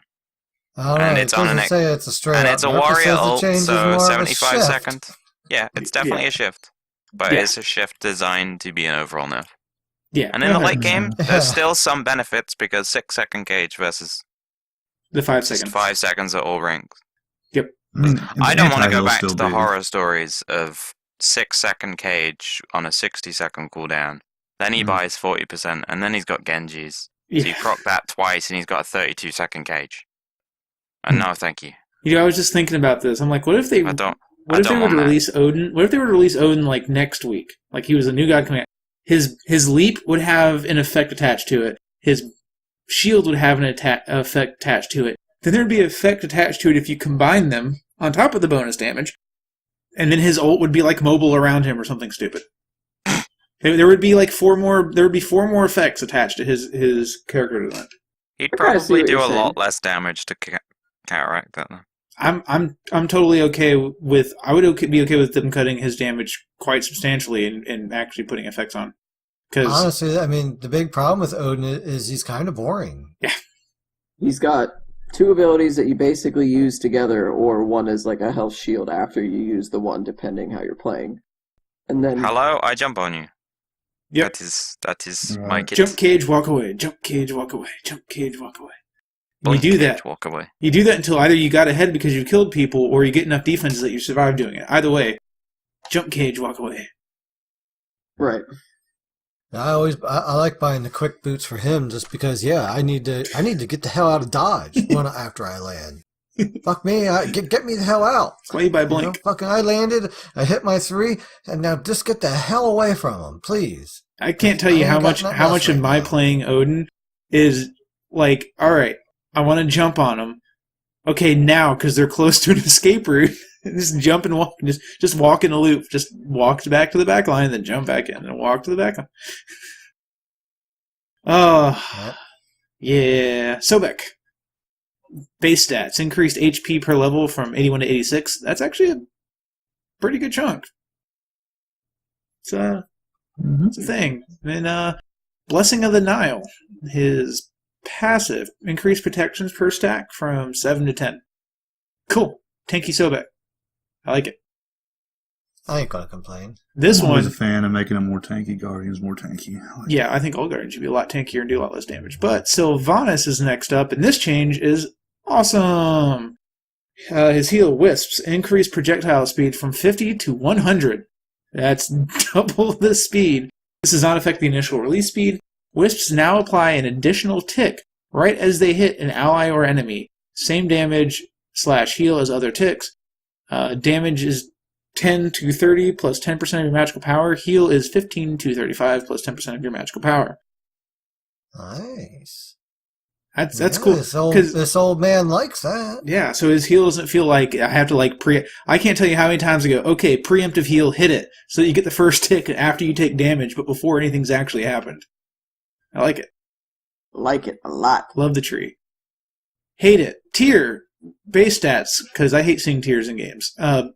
Increased base physical protections from 15 to 18, and then because tier didn't do enough damage, Power Cleave increased healing from 25 to 105 to 30 to 130. Make tier OP. I mean, to be fair, that doesn't actually change his damage. Yeah. Well, no, that means he's going to stick around longer and hit me more. That's Oh, fair. okay. Yeah. But you is build fair. anti-heal, and then he doesn't do that anyways. Yeah, but it's just really annoying. I don't know. I don't really dislike Tyr. Actually, I really like him. I just am awful with him. So, yeah. But I think Tyr is still a fairly neat character. Back in the day, he was that super mobile warrior because he would just keep running and change stance and then keep running. It's great. Vomit. The only change they thought was necessary was that his ult now collides with players only. That's pretty significant. That is for both 'cause you can body sides. block him now. That doesn't keep It means him you from can body walking. blocking. It also means he's not going to completely miss everybody just because he can walk through people. Yes. Oh my god, that was annoying. I Yeah, would well- lose my hasten and lose my chase just because I walked too far forward. Like, come Yeah. on. That explains a lot. Mhm. I'll just leave it at that because I've been playing a little bit of Vomit lately, and that explains a lot. Yeah. This is a good change. I just think he needs some other balances. Like I'm totally fine with that. That makes sense. Also, From a balance perspective, if he does, then if he's overperforming the next patch, I'm sure he'll see something. yeah. If he's He's over, probably fallen off a lot since people are learning how to play against him a lot better. yeah. Yeah, It's learning stupid that- how to play and how to play against Because the people. last Yeah, because he came time- out of nowhere. The last time Vamana was the meta was a very long time ago. No, he came I'm back. gonna make him He came better back again. last season, and he kind of came out of nowhere, so people hadn't seen a lot of him. Like people wouldn't know how to play against you, and you just walk at them and laugh. Yeah, he's pretty strong right now. I still think it's dumb that he can walk out of cages, but that's neither here nor there. I think it's fine that he can walk out of cages. I also think it's dumb. That's the wonderful thing about opinions on balance in this game. You can agree with a change, you can still think it's really stupid. Yeah, I agree to disagree with myself. It's like it's Well, a that's vomit. Yuki I'm gonna for ya. hit my cage. It used to be I'd cage him when he ult, so he can't heal, kick his ass because it's early game and we can't do anything about it. Now it's he just walks out and we just go, why God, why? So again, another God, reason why? why Odin is dead. Yeah. He's dead to me. I like him, but yeah, I think he's in need of some help. Yeah. I don't I think he's in like need the of way you help. put I it. want him gone. If he was released next week, if he was the next guy coming out, how different would that same kit be? Oh, very different. Yeah. We can say that about a lot of people. That's just the game. That is an evolving. interesting perspective. So Is let's it that move old on gods now. didn't have enough effects, or new gods have too many effects? Baron. Yes. Yes. Oh, come on. Yes. Apple. I like Oh. Baron, and it's still. And our final balance change of the day here is Hi-Res Studios trademarked privacy policy. Last date updated May 25th, 2018. This privacy policy, the privacy policy quotey fingers, sets forth the certain terms and conditions pursuant Yeah. to which Hi-Res Studios Incorporated Hi-Res, we Okay. or us, I may hate collect- trolls. Moving on to this week's session of Because progression. I hate trolls. We are going to troll our way into talking about Toth. Thoth. Thoth. There it is. Say hey. Arbiter of the Damned. I'll be damned. Thoth. So, Yuki, you're here this week. Why don't you give us some lore on Yold I'm Wait, gonna, Yuki's here? Birdbeak? yeah, I know, right? I'm going to kick it off with the first and most important thing about his lore is that the bird is the word. He's not born from a pimple. Have you though, heard? is he?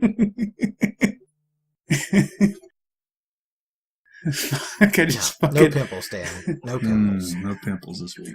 So Thoth is a Egyptian god of scribes, predominantly amongst other things. But so he shows up a lot in king worship. Scribes were held in very high esteem and status in ancient Egypt. In fact, a lot of the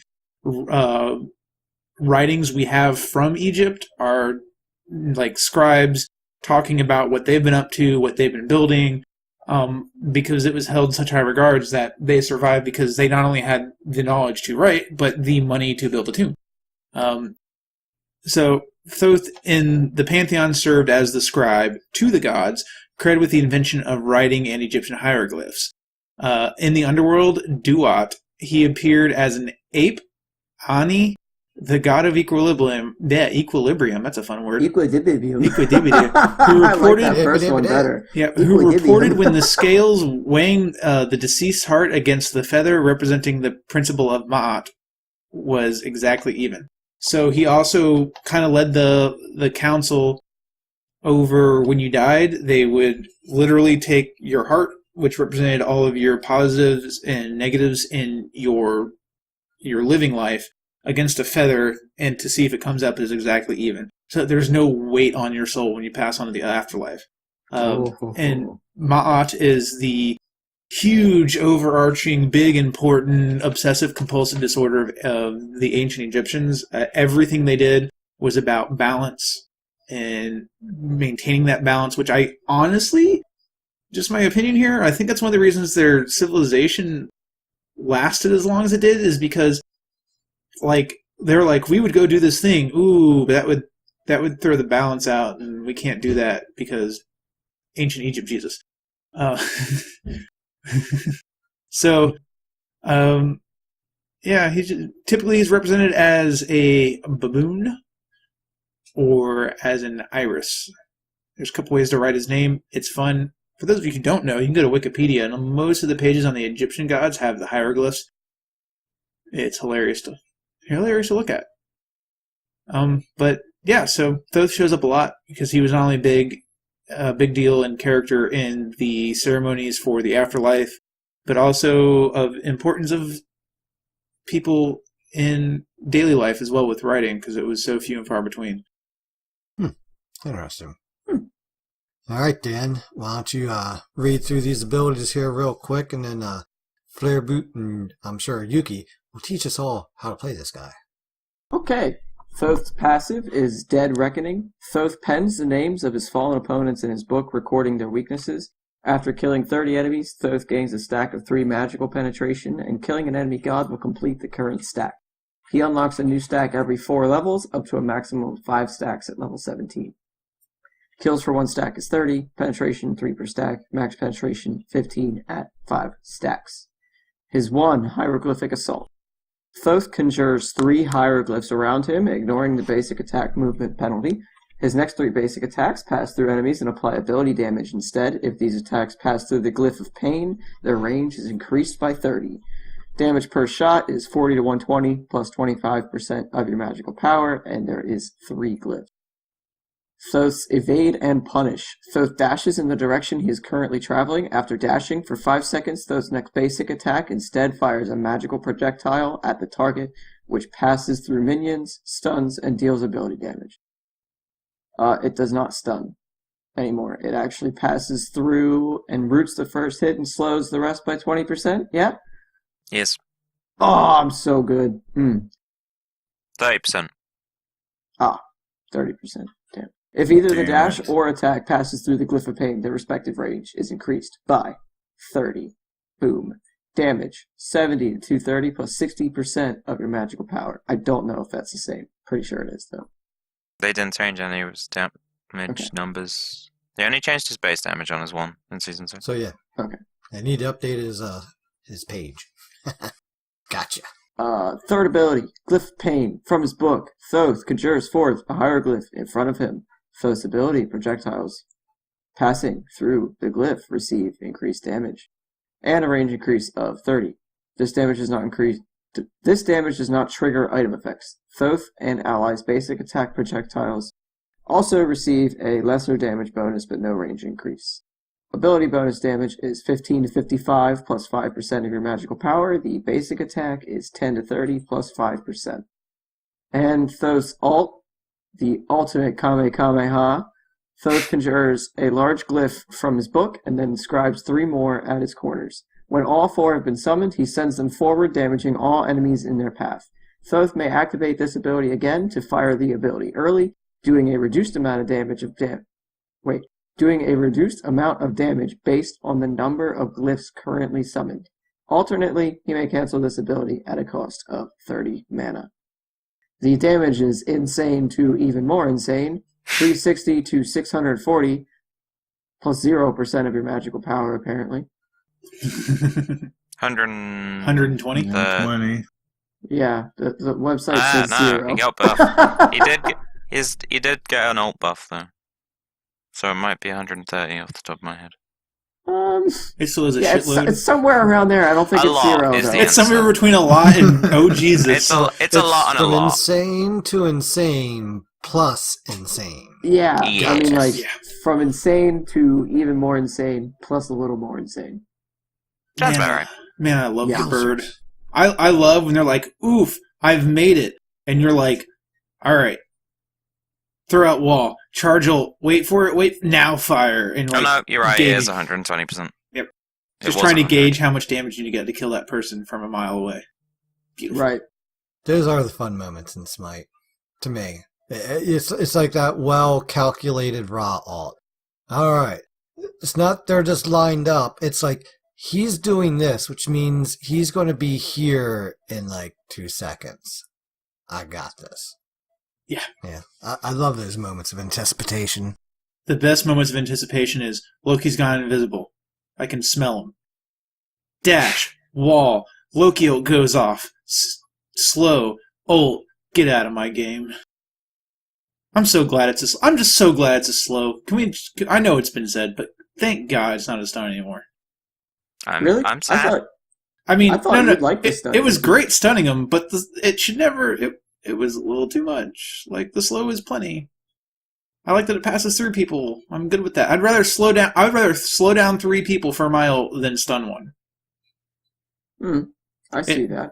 It's the same thing as Freya, in my opinion. Like, I'm extremely biased towards him, and I think that a lot of the stick he gets is because people don't actually know how to play against artillery mages. But I understand that was his main frustration factor. But what people genuinely don't understand, Thoth's release was by far and away the worst statistically they've ever had. And they've said it multiple times. He was by far away the worst. And not just by being a high skill cap mage, because like Merlin's a high skill cap mage, and I predict he probably didn't do that well this patch. Yeah, Because people are getting to learn him, and everyone's crying, "Oh my god, he does too much damage." But he does do a lot Thoth of was damage. objectively terrible. Yeah. And giving him the stun at the time was necessary. And then it turned out, okay, Soul Reaver exists, and he can abuse that well. So then they took away the Glyph of Pain on hit effects. And then he took a lot of nerfs over Season 5. Yes, he did. And if he's doing badly now, I could see maybe some changes in the way of reverting some of them. I'd like to see the cooldown change on his 2 be reverted. Yeah. But that would be nice. But at the moment, I think he's probably middle of the pack, and that's cool. He needs to be just above top tier. That way he's always around, but he's not perceived as That's where I'd overpowered. like him to be. That way you can one-shot people with your ult. As in the long as I jungle. can kill people with him, I'm cool. I have a 70% win rate with him, and I plan on sticking with it. So how do you build them out? How do you get things started So, and, the main ability-wise and then into build-wise? You build boots and one-shot everybody. That's the easy way of going about. The important thing is, like, cookie cutter mage builds people talk about these days. It's kind of true. The only real thing is that he doesn't use Soul Reaver as well as some other people, but he still uses it. Yeah. I don't go it personally. So mainly it's boots into Chronos Bend and Spirit. Like, he can use Spirit of the Magus, and that's the annoying thing of why he isn't particularly amazing at the moment, is people think, oh my god, he's amazing, he can use Spear. When in reality, he gets 1 hit on his 2, 1 hit on each of his 1s, and his ult. He's all a bunch of single target hits. He's not like Anubis, where he immediately just goes 3 hits out of 2 abilities, and then he ults 30 times. Yeah, it's And it's definitely... not Kukulkan where he's got a lasting AoE dot. He doesn't actually apply Spear that well. And the on-hit effects feel like nerf actually rarely hurt him. I feel like if you're going Spear on a Thoth, it's more for someone else on the team. Oh yeah. Yeah. Like, if there's a Thoth and a Merlin, for some reason. Like Merlin Merlin's jungle, somewhere else. something like that. solo or Alpha. jungle. I mean, Merlin's buying it core anyways. If you're Yeah. doing it, you're buying it just because Spear is an That's- incredibly that wasn't a efficient good fan example item. to pick. Yeah, that wasn't a very good example. I'd be buying Spear of Death though before I would Spear the Magus on him. I don't Yeah, know. to be Someone honest. that doesn't abuse Spear very well Yeah. with him, then maybe you could run a Scylla. Spear and say it's worth. Yeah, If you Desolation's somehow have a good on Scylla it. and a Thoth on the same team. Yeah, if you Yeah. somehow manage that. But, okay, going onto him in a little bit more detail. You mainly, obviously, your level priorities are 1, 2, 3. Well, level the ult whenever you can. But you want the cooldown reduction on the dash after you've leveled up your main damage source. The glyph of paying extra damage is nice, but that was another common misconception from his release was, I'll level the 1, and then I'll level the 3. Because, oh my god, I'll do more damage on the 3. But it didn't work like that. You really needed the dash damage. Yeah, just a well, lot. the dash damage is huge. Mm-hmm. You I have love to his remember dash. when you're playing him that it's all about positioning. He is an artillery mage. He is not meant to be in the front lines. He is meant to be way out of the fight, slamming you with abilities where he can't be hit. Yeah, Which is he needs to be, why like, over A lot wall. of people will immediately dash into him the moment he has used his dash, which is especially important now he can't stun people. For example, I hate playing into Fenrir's these days, because I can do absolutely nothing to stop him. Yep. Yeah, I will dash, Fenrir's he is still really, attached really to me tough. with Brutalize. I root him, he is still attached to me with Brutalize. I ult him, he's in his ult and already bitten me to death. Yeah. Bad doggy. Next agree. trick Bad is dog. going to be proper usage of the ult. Now, when you're firing Thoth's ult, he does, as his description says, he conjures up glyphs as he's charging. Now, he has 4 stages to his ult. So if you were to immediately press 4 and then fire it, you'll do 40% damage from the numbers on the tooltip. If he's got 1 glyph out, it's 60. If he's got 2 glyphs out, it's 80. And if he's got 3 glyphs out, it's 100% of what it says. So just the 120% scaling or whatever. But the 3rd glyph does not appear right as you instantly fire it. So he has his charge time. He goes 1, 2, 3, charges for a bit, and then he fires it automatically. So if you're going for maximum DPS, you're waiting for the moment you hit that 3rd glyph and then firing. Yeah. People think you gotta hold it till it's fully charged and goes off on its own. Not the case, folks. Just hit people quicker. Just do it already. Do it. But at the same time, you have to be measured. It is a long range ult, and it's going to take travel time. Right. Still pretty quick.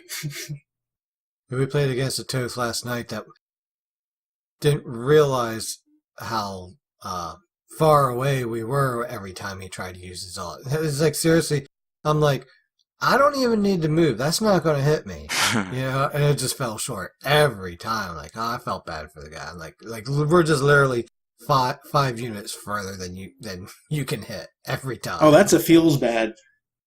Yeah. It's indeed, it feels bad. That's a feels bad. You're like, I've got it, and then they walked out by like a unit, and you're like, oh. No, I'm sorry, just a little bit of derailment. The best ult last night, though, was an enemy who ye ulted. We all stopped, and the support in his team stopped, and everyone looked at this ult just going off in no man's land in between everybody. And the enemy support starts to clap. Everybody's like clapping, everybody's laughing. Oh, that was just great. It was just like, that fight never happened. We're all just still standing here. He's like, shit. I do love as a Thoth, though, and they're like, they're on the fire giant, and you just charge your ult, and this is totally worth 30 mana, and then they like all just abandon it so you don't steal it.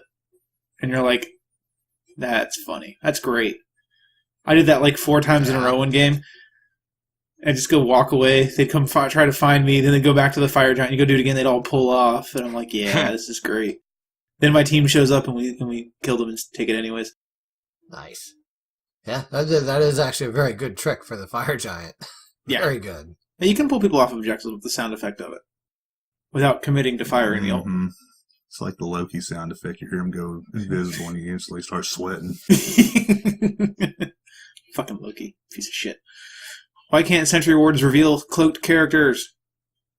I believe Ajax has a Tumblr post explaining that one. I know there's a legitimate reason. Doesn't mean I don't want it. There's a lot of things I want in this game that I know I'm never going to get. I want Jormungandr, and it's coming, so... At least there's that. Yeah. Now, I'm going to leave now that all they gotta alone do... and say, so what items are we buying? Who cares? Now what I want in the game, I want before the end of the year, I want to hear them announce Baba Yaga coming out in the Slavic Pantheon. And that'll make my year. The damn god. I wanted to bring that up for some time here when we were talking to some high-res employees and could not think of that name for you. Fucking Baba Yaga, Baba man. Yaga. What a great character in mythology. She's fucking insane. All right, but anyway, All back right. to Toth. Nobody Back to cares. Toth. So Baba Yaga. Yes, no, Toth Baba Yaga. items. You're pronouncing it wrong. But anyways, in terms of items, you're going to want predominantly damage. Wait. Hold on a second. He's pronouncing it wrong, he is. Is that what I heard? Baba Yaga. Bobby No, it's not Yaga. Baba Yaga. Yeah, well, I guess it depends on your original source. But yeah, it's not like people go talking about her all the time. Did I strike a nerve? No, I don't care. No, I'm just making Pronunciations. fun. Look, pronunciations in the spoken word are constantly evolving, so it could be pronounced both ways and totally be All fine. I'm hearing are a lot of excuses. I don't- Damn. No, I don't care how it's pronounced. It doesn't matter. You knew who I was telling talking yourself about. that. That's the You'll be important part. Oh gosh. It's fine. You're allowed to tell me when to stop bullying him. I don't give a shit. No. Feel free to continue, sir. Feel free to continue. Everybody's like, make him Guy feel better. suffer. Keep going. I think that's the funniest damn thing I've ever heard on this podcast. You're welcome. Oh, Flareb00t. Oh, shit. Flareb00t, our new host. I'm flattered. Bye, I Dan. like it. Ah, shit. Yeah, see you Okay. guys. I'm out of here. Items, right? Items for Toth. That's where we're at. Wait, you buy Predominantly items for damage totes? items. You want to be able to one-shot people. That's why you buy So- boots. Never buy boots on Thoth. He totally doesn't need them. No. Yeah, don't That's, ever buy that's boots on totally a Thoth. true statement. Yeah. So, in terms of build, if I'm looking for it in a Conquest game, it'll be the standard Mage's Blessing because he wants to sustain. Going into a Lost Artifact start because you want that initial power buzz. Thoth has a weak early game.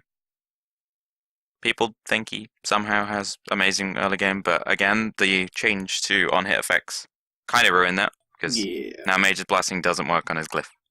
He lost Right. a lot of glyph from that. So, into Lost Artifact, get your boots running, Chronos Pendant, Spear of Desolation, or Spear of the Magus if you kind of want to try that angle. Then you go into Shard, Ratatouille. If you're feeling like you want to be a little bit tankier or have some more utility, then Gem of ISO still works on his 1, so you can have some long range slows and make your 2 easier to land, and then go into the ult. And follow up with just a general Soul Reaver or Obsidian Shard if you're needing to hit tankier targets. Classic Mage, Aegis, Beads, start. You just look for Depends that on ice who you're pouch. facing, obviously. I mean, if you want to go in with Beads into a Poseidon at level 5, be my guest, but I'm not dying. Yeah. Yeah. He has no CC immunity in his kit as well, so you need to bear that in mind if you're facing an Ares. Beads. Bees. It always makes me laugh when I look at the enemy team and I'm like, what relic? Oh, Ares. Okay. As an Ares, I don't have a choice here. Yep. But you've got what 2 was I CC thinking immune even abilities. Asking that question with an Ares on the other team. God, I was playing Robin one time, and they're like, "You don't need beads." I don't care. I'm buying beads. I Yeah, buy beads. like I don't give a shit. I just never ever want that pool to be successful. No. There are times. I was okay. pulled over in the last few days where I'm like, I was about to beads. I'm like, what the hell is he ulting for right now? I'm like, I don't care. I let him pull me, and then I turned and attacked the tower that was right there and killed it. Yeah, thanks. Free movement speed. I will use this opportunity to speak of a story of the old Ares, Oh, because you're all console players, so I'm going to assume you weren't around for Ares' release. I've, No, I've, I I've started done my playing retro work. I started playing in October 2012, so Ares was my first release god. And the biggest change he's ever had since then was the fact that on release, his ult, he was not having a 50% movement speed penalty. He could Yeah. move at Damn. full speed in it. Oh my god. Yeah, you That'd could be cover awesome. some Now- distance. Now think about that when someone sprinted you as Ares. I have a And question, then you actually. blink. Well, I don't even know if Blink was around back then. He So ran could at I you. build? No, you sprinted him. He ran at you. You didn't stop him. He ulted you, turned around, and started walking that way. And you were toast. I literally saw someone who built full movement speed items on Ares. I'm Just thinking so about they doing could that move right the now, maximum still. distance during their ult. That's so bad. But it was Dude, funny work- because they work went a from one end Giannis of the in with tower that? to the other end of the tower. Do Like, work they in a pulled them Giannis from the with end that. of the tower to where the rest of the team were. Yeah, I just like that he can go through Giannis ults. Mm-hmm. Oh my god. If you Off the Joust map and into oblivion. I believe that's being fixed soon, unfortunately. Damn. Oh shit. That was such a great video. What can go through Giannis ult or Giannis portal and what couldn't? No, the middle of the Joust map one, not Oh. where he's going through Yansel. But that's perfectly intentional. That's That was perfectly an hilarious. incredibly good play by Rival in an SPL match last year. Yeah. Yes. Extremely good play. Callus is a god on Ares. Yeah. I got a 3-man Yeah, I agree pull 100%. in arena through a Giannis portal into base. That was great. Ah, good times. So anyway, Toth, Oh, right. yeah. So we talked. All right. So what do you do when you're against the Toth? You've actually already probably laced a few things in there, as I recall. But you're playing against Toth. What's his weaknesses? How do you overcome the bird? His weaknesses are predominantly 1. Lack of CC immunity. If you dive on him, he has to have beads or you kill him. Like, True. outside of. Secondly, cripples. What are you going to do against a cripple? He can't dash away. 3, he is very, very easy to telegraph because everything he does is at some point going to require him putting up a Glyph of Pain. From there, you know how he's going to position. So he's going to stand a little bit behind it, try and fire some shots of his wand through you. If he needs to escape, he'll walk through, then dash backwards and get the increased dash range. So you use that knowledge to your advantage. And yes, Glyph of Pain is on a short cooldown, so he's going to be putting up multiple of them. Yeah, So you but still you have can- to work around that. And the other thing is, once his dash is down, what's he going to do? He's only got a root. He hasn't got any hard TC. If he can't kill you, just kill him. Yeah. People. Yes, he does a lot of damage, but if he didn't, then what would else he have to actually do to you? Right. You just walk at him and ignore him otherwise. Yeah, it's really big. People really need to understand, and I'm really going to stress again. If he puts up a wall, you know where he's roughly going to be. Throw your AoEs that way. I love that. And as I- love that. As I said, my worst nightmare is fighting any mobile jungler because Susano, Fenrir. Oh god, okay. Susano. Because what? I dashed. What I like that is my entire kit now. I can't. Like, I've done everything in my power to avoid dying once I've dashed it. Clearly, I can't do clearly you anything. didn't You've buy ruined Blink. me. Cool. You've got 2 other movement abilities: Parrot Beads and a Blink. Clearly, you didn't buy At that Blink. point, you are relying on I ult you in the face, or my team come and save me, or I'm dead. Yeah. So you're relying on ulting them in the face, is what you're saying. No, you buy Yes. Blink. You dash away But- and you blink. Yeah, but my team never helped me because they're all trolls. Yeah. it's- Yeah, exactly. So, hey, the most important question, though, is what's the best skin? I have 2 answers to that one. And one of them is because I'm a sweaty tryhard, and that would be Geek Beak Thoth, Oh. because his sound effects are much, much quieter. Or less distinguishable, shall I say. And the correct answer is Chibi Thoth. No, totally. Because anyone who says it isn't Chibi Thoth is squawking up the wrong tree. So, sweet. Ooh. Oh, Yeah, I I'm- like it. It is definitely the best skin, but part of my geek soul will always like Starscribe because that was part of their Stargate theme release. Oh, And I yeah, have of a soft course. spot for Stargate. It's been You said. need some skins. It's been said. I have Stargate tattoos. You're fundamental. Ah. Astonishing voice pack on that skin. Yeah. But yeah, For the most part, Chibi or Geekbeak. I don't actually have Geekbeak, so I just use a lot of skin boosters. I don't care. Yeah. All right. We just need a Plague Doctor skin. Let's wrap. Yeah. Ooh. Yeah. There you go. I like that idea. But time is moving on, and we do have a few community questions here, and I'm sure that some of the other hosts here. Yes, that's what I meant to say. Other hosts here might have some questions for you too. So, as always, feel free to hop onto the old Discord to continue any questions you may have about anything. I don't care. We'll talk to you about Smite all day long. And we'll also talk to you about other things too, like spaghetti challenges and so forth. So, Define Pride wants to know, what is the most interesting mechanic you have encountered throughout your time playing Smite? I'm not entirely sure whether this counts as a mechanic, but I think he means interactions. I mean, if we're going under interactions, then this definitely works. So I was this was like a test I decided I wanted to do. So I got 4 other people, and I was Kronos. We had an Aphrodite, a Morrigan, a Fafnir, and a 5th person who's... I cannot remember what they were. I will go find the video in a second. And anyways, the aim was to be able to one-shot a tower. So the idea was maximum power, red buff, fire giant, red pot. This was back in the day when we had frenzied ritual, if you remember what they were. So it was just the AoE team boost. Girl of Might, whatever it's Belt of Frenzy, whatever it's called. Yeah, the old literally frenzy. stacking every single thing with a dummy person on the other team. Oh, Thoth was the 5th one. So stacking Aphrodite's jealousy buff, Kronos and Accelerate Section 4 for the extra basic attack damage, Polly, Fafnir Coerce, Morrigan Fafnir Coerce, Thoth Glyph of Pain, all put together, and one-shotting a Phoenix. I will... Give me a second, I'll find the video.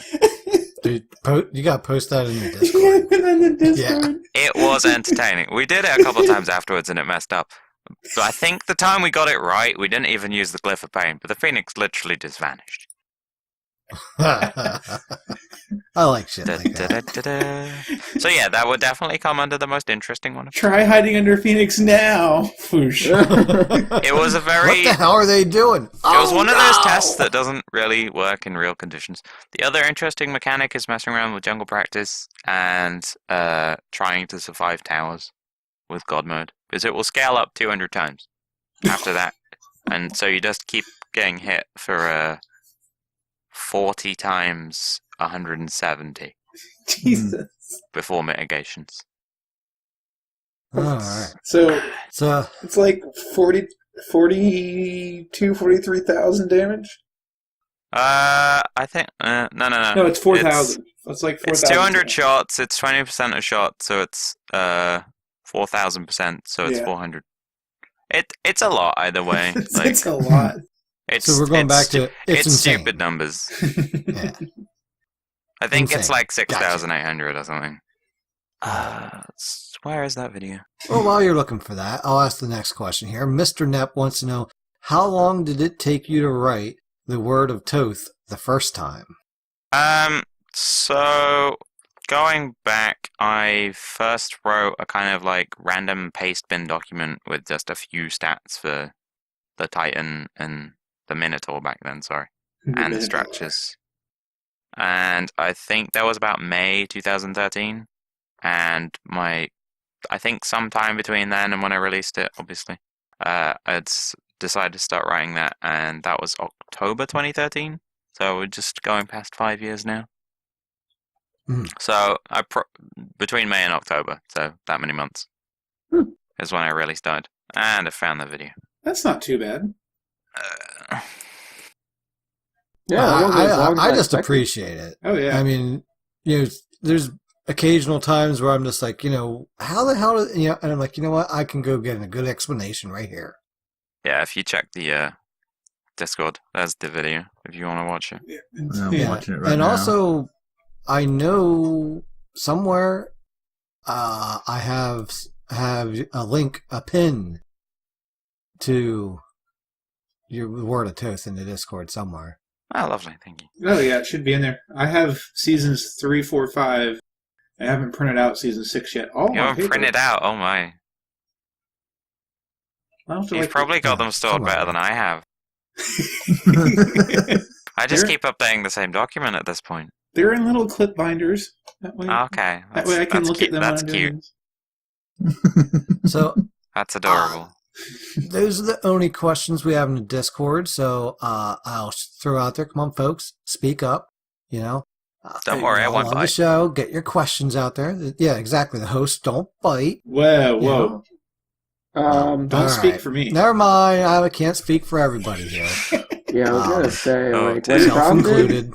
I can, become quite vicious when I need to. But when if you backed want into to a check out corner, Dan turns into a honey badger.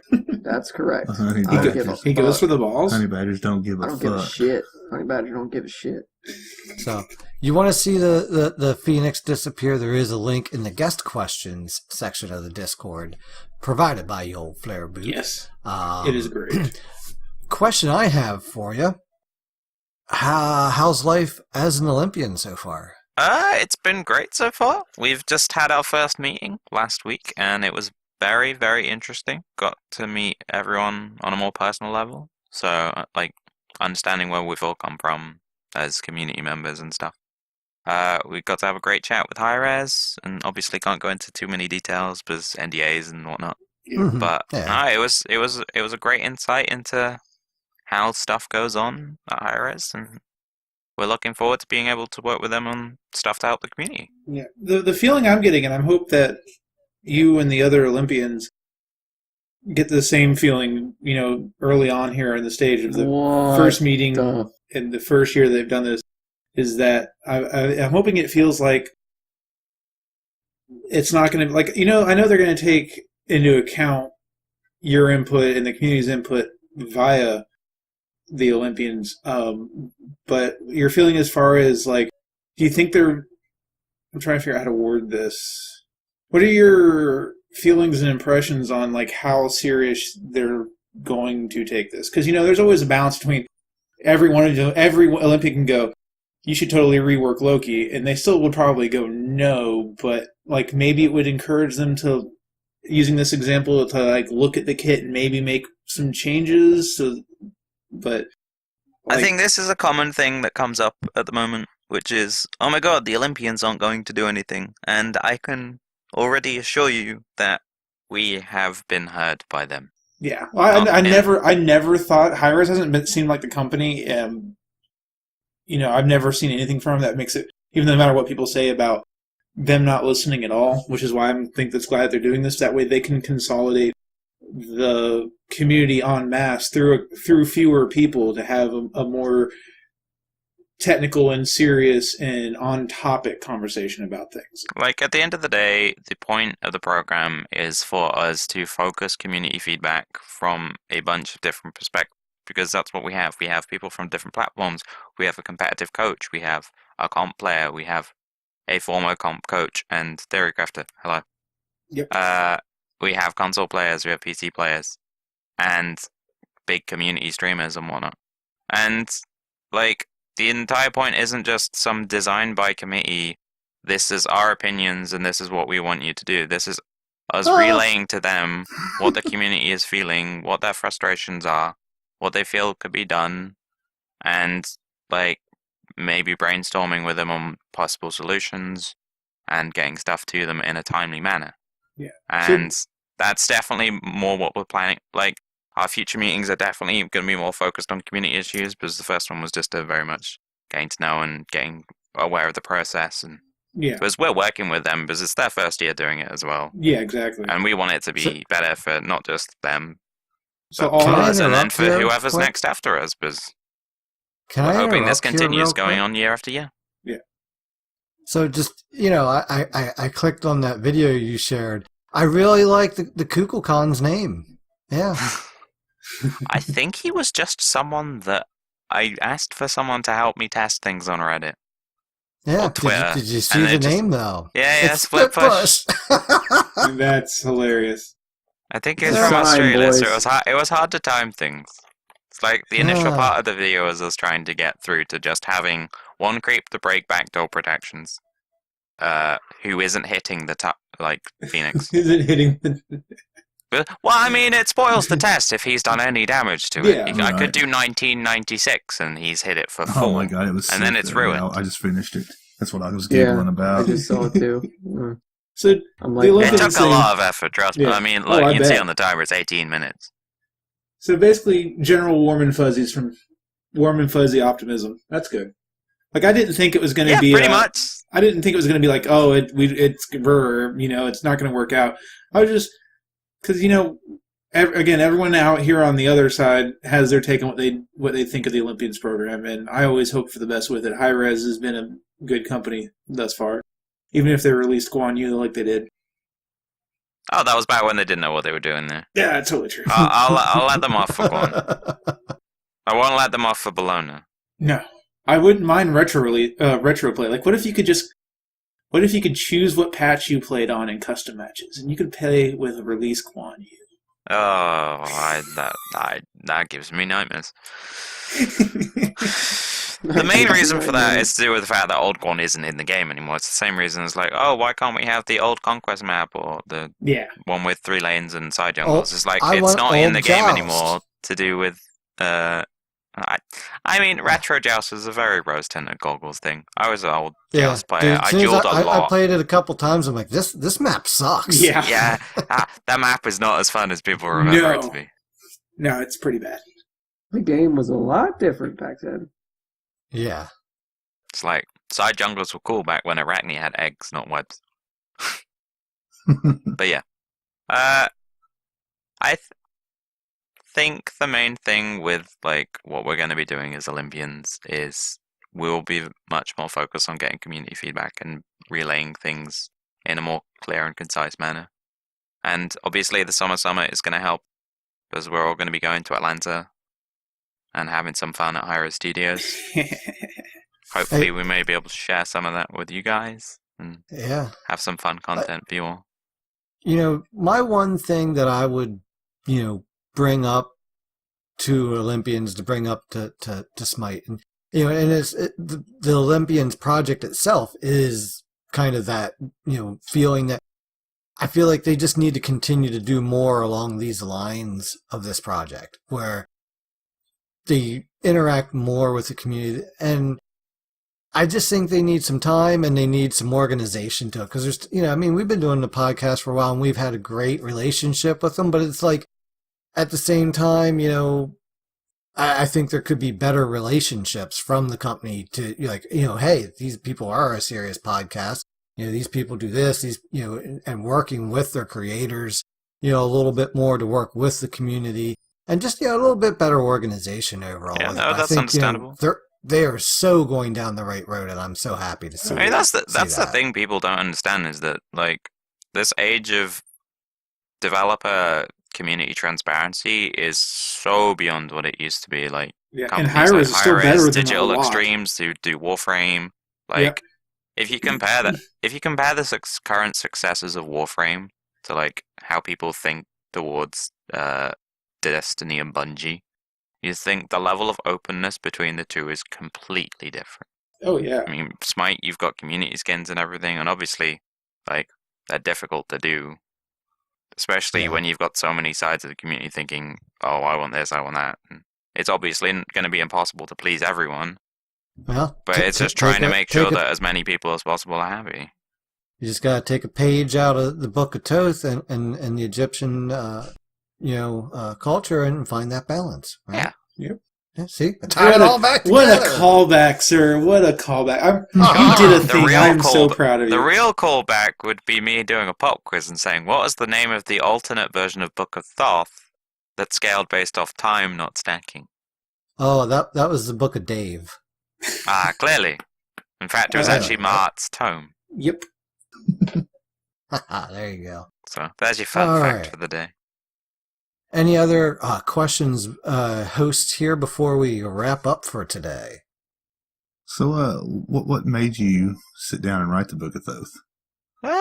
I'm what a massive inspired you numbers to do nerd. that?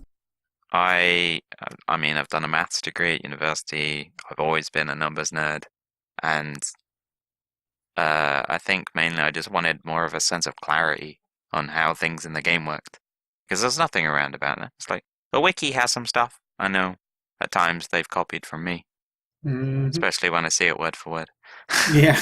But, not that I blame them. I spent ages writing them.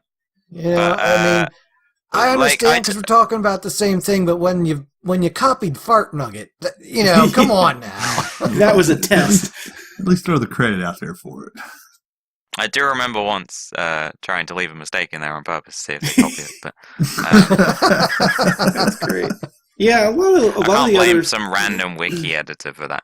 But no, it's just like, especially, I think that's something I personally, as an Olympian, I feel what I want to improve, like what I want to get out of the Olympians program myself He's going is to come in. to I would help like gold to improve school the at sense of 1.3% clarity faster. for the game in terms of just general information, not just for new players. Like, obviously, like improving the new player experience is going to be great, but just for veterans as well, because I dare anyone to go read through that guide and say, "Oh, I knew every single part of this Oh, I Yeah, still nobody don't. does. beforehand." Because, unlike when I was first writing, I didn't know half of that.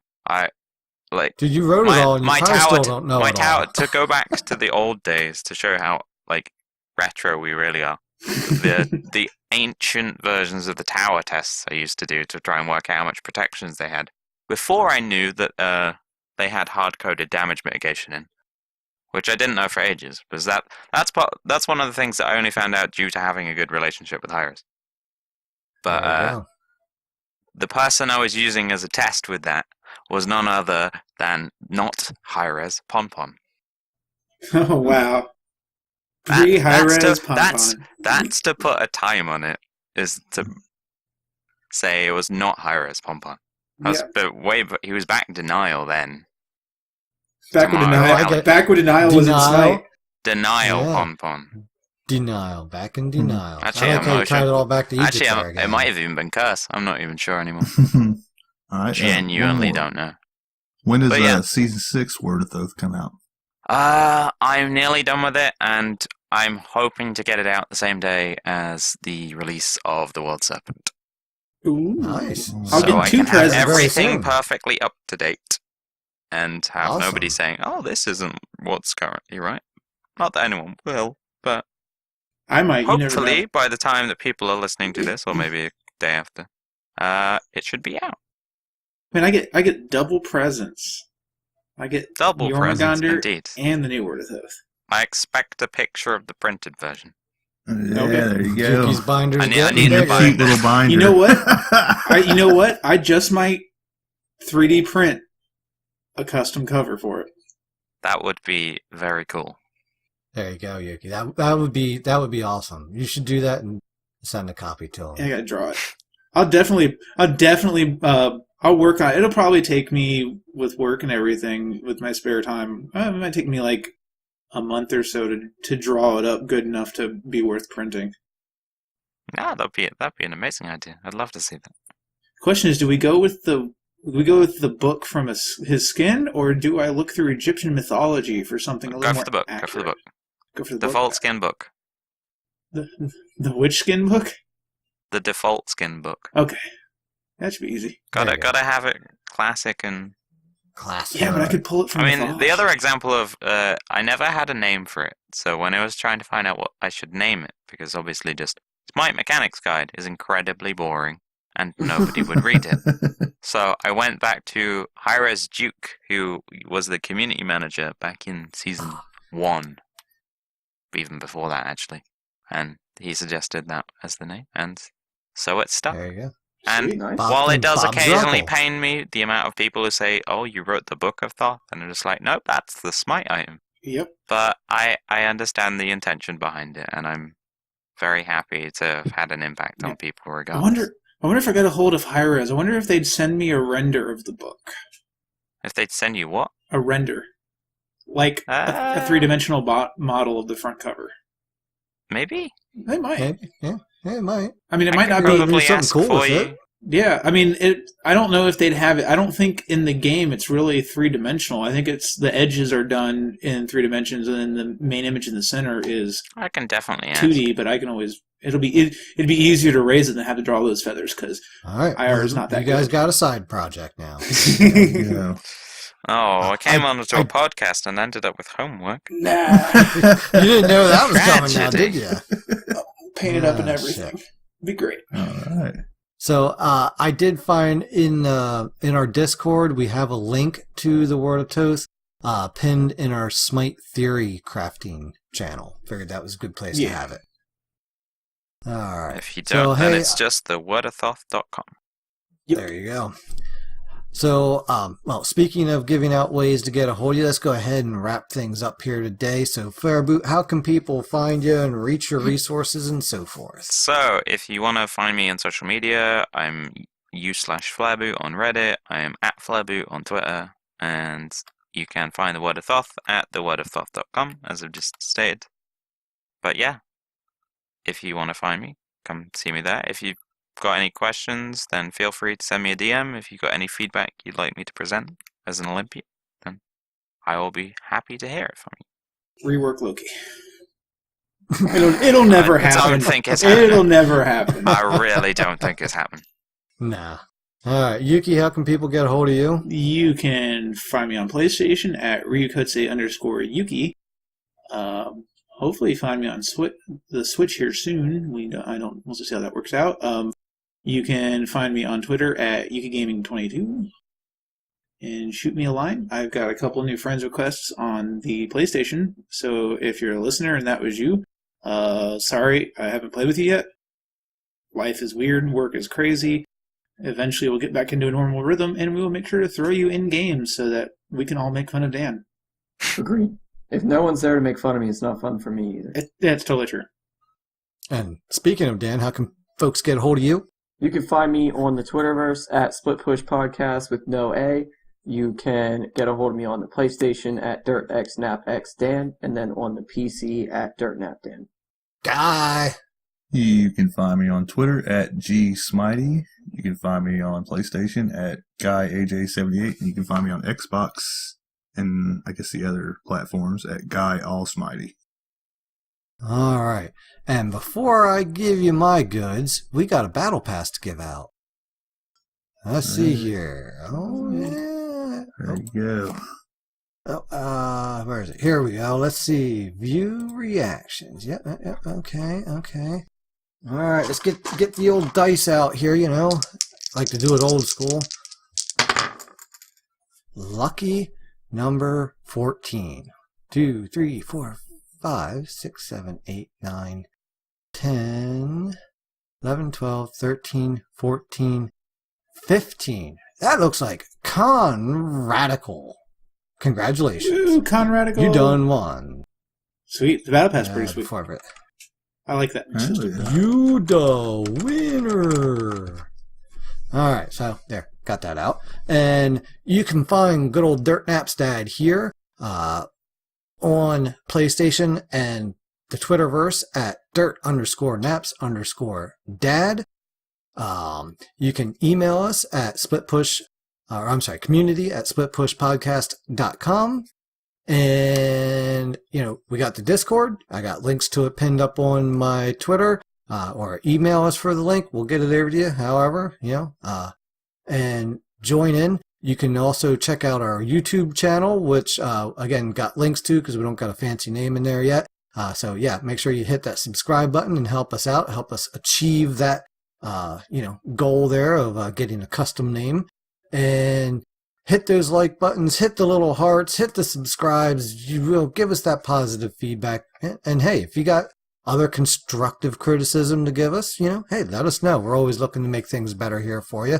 We do this not just for us, but for you. So let us know what you want to hear and see on the podcast. And one thing, next week we have Yes.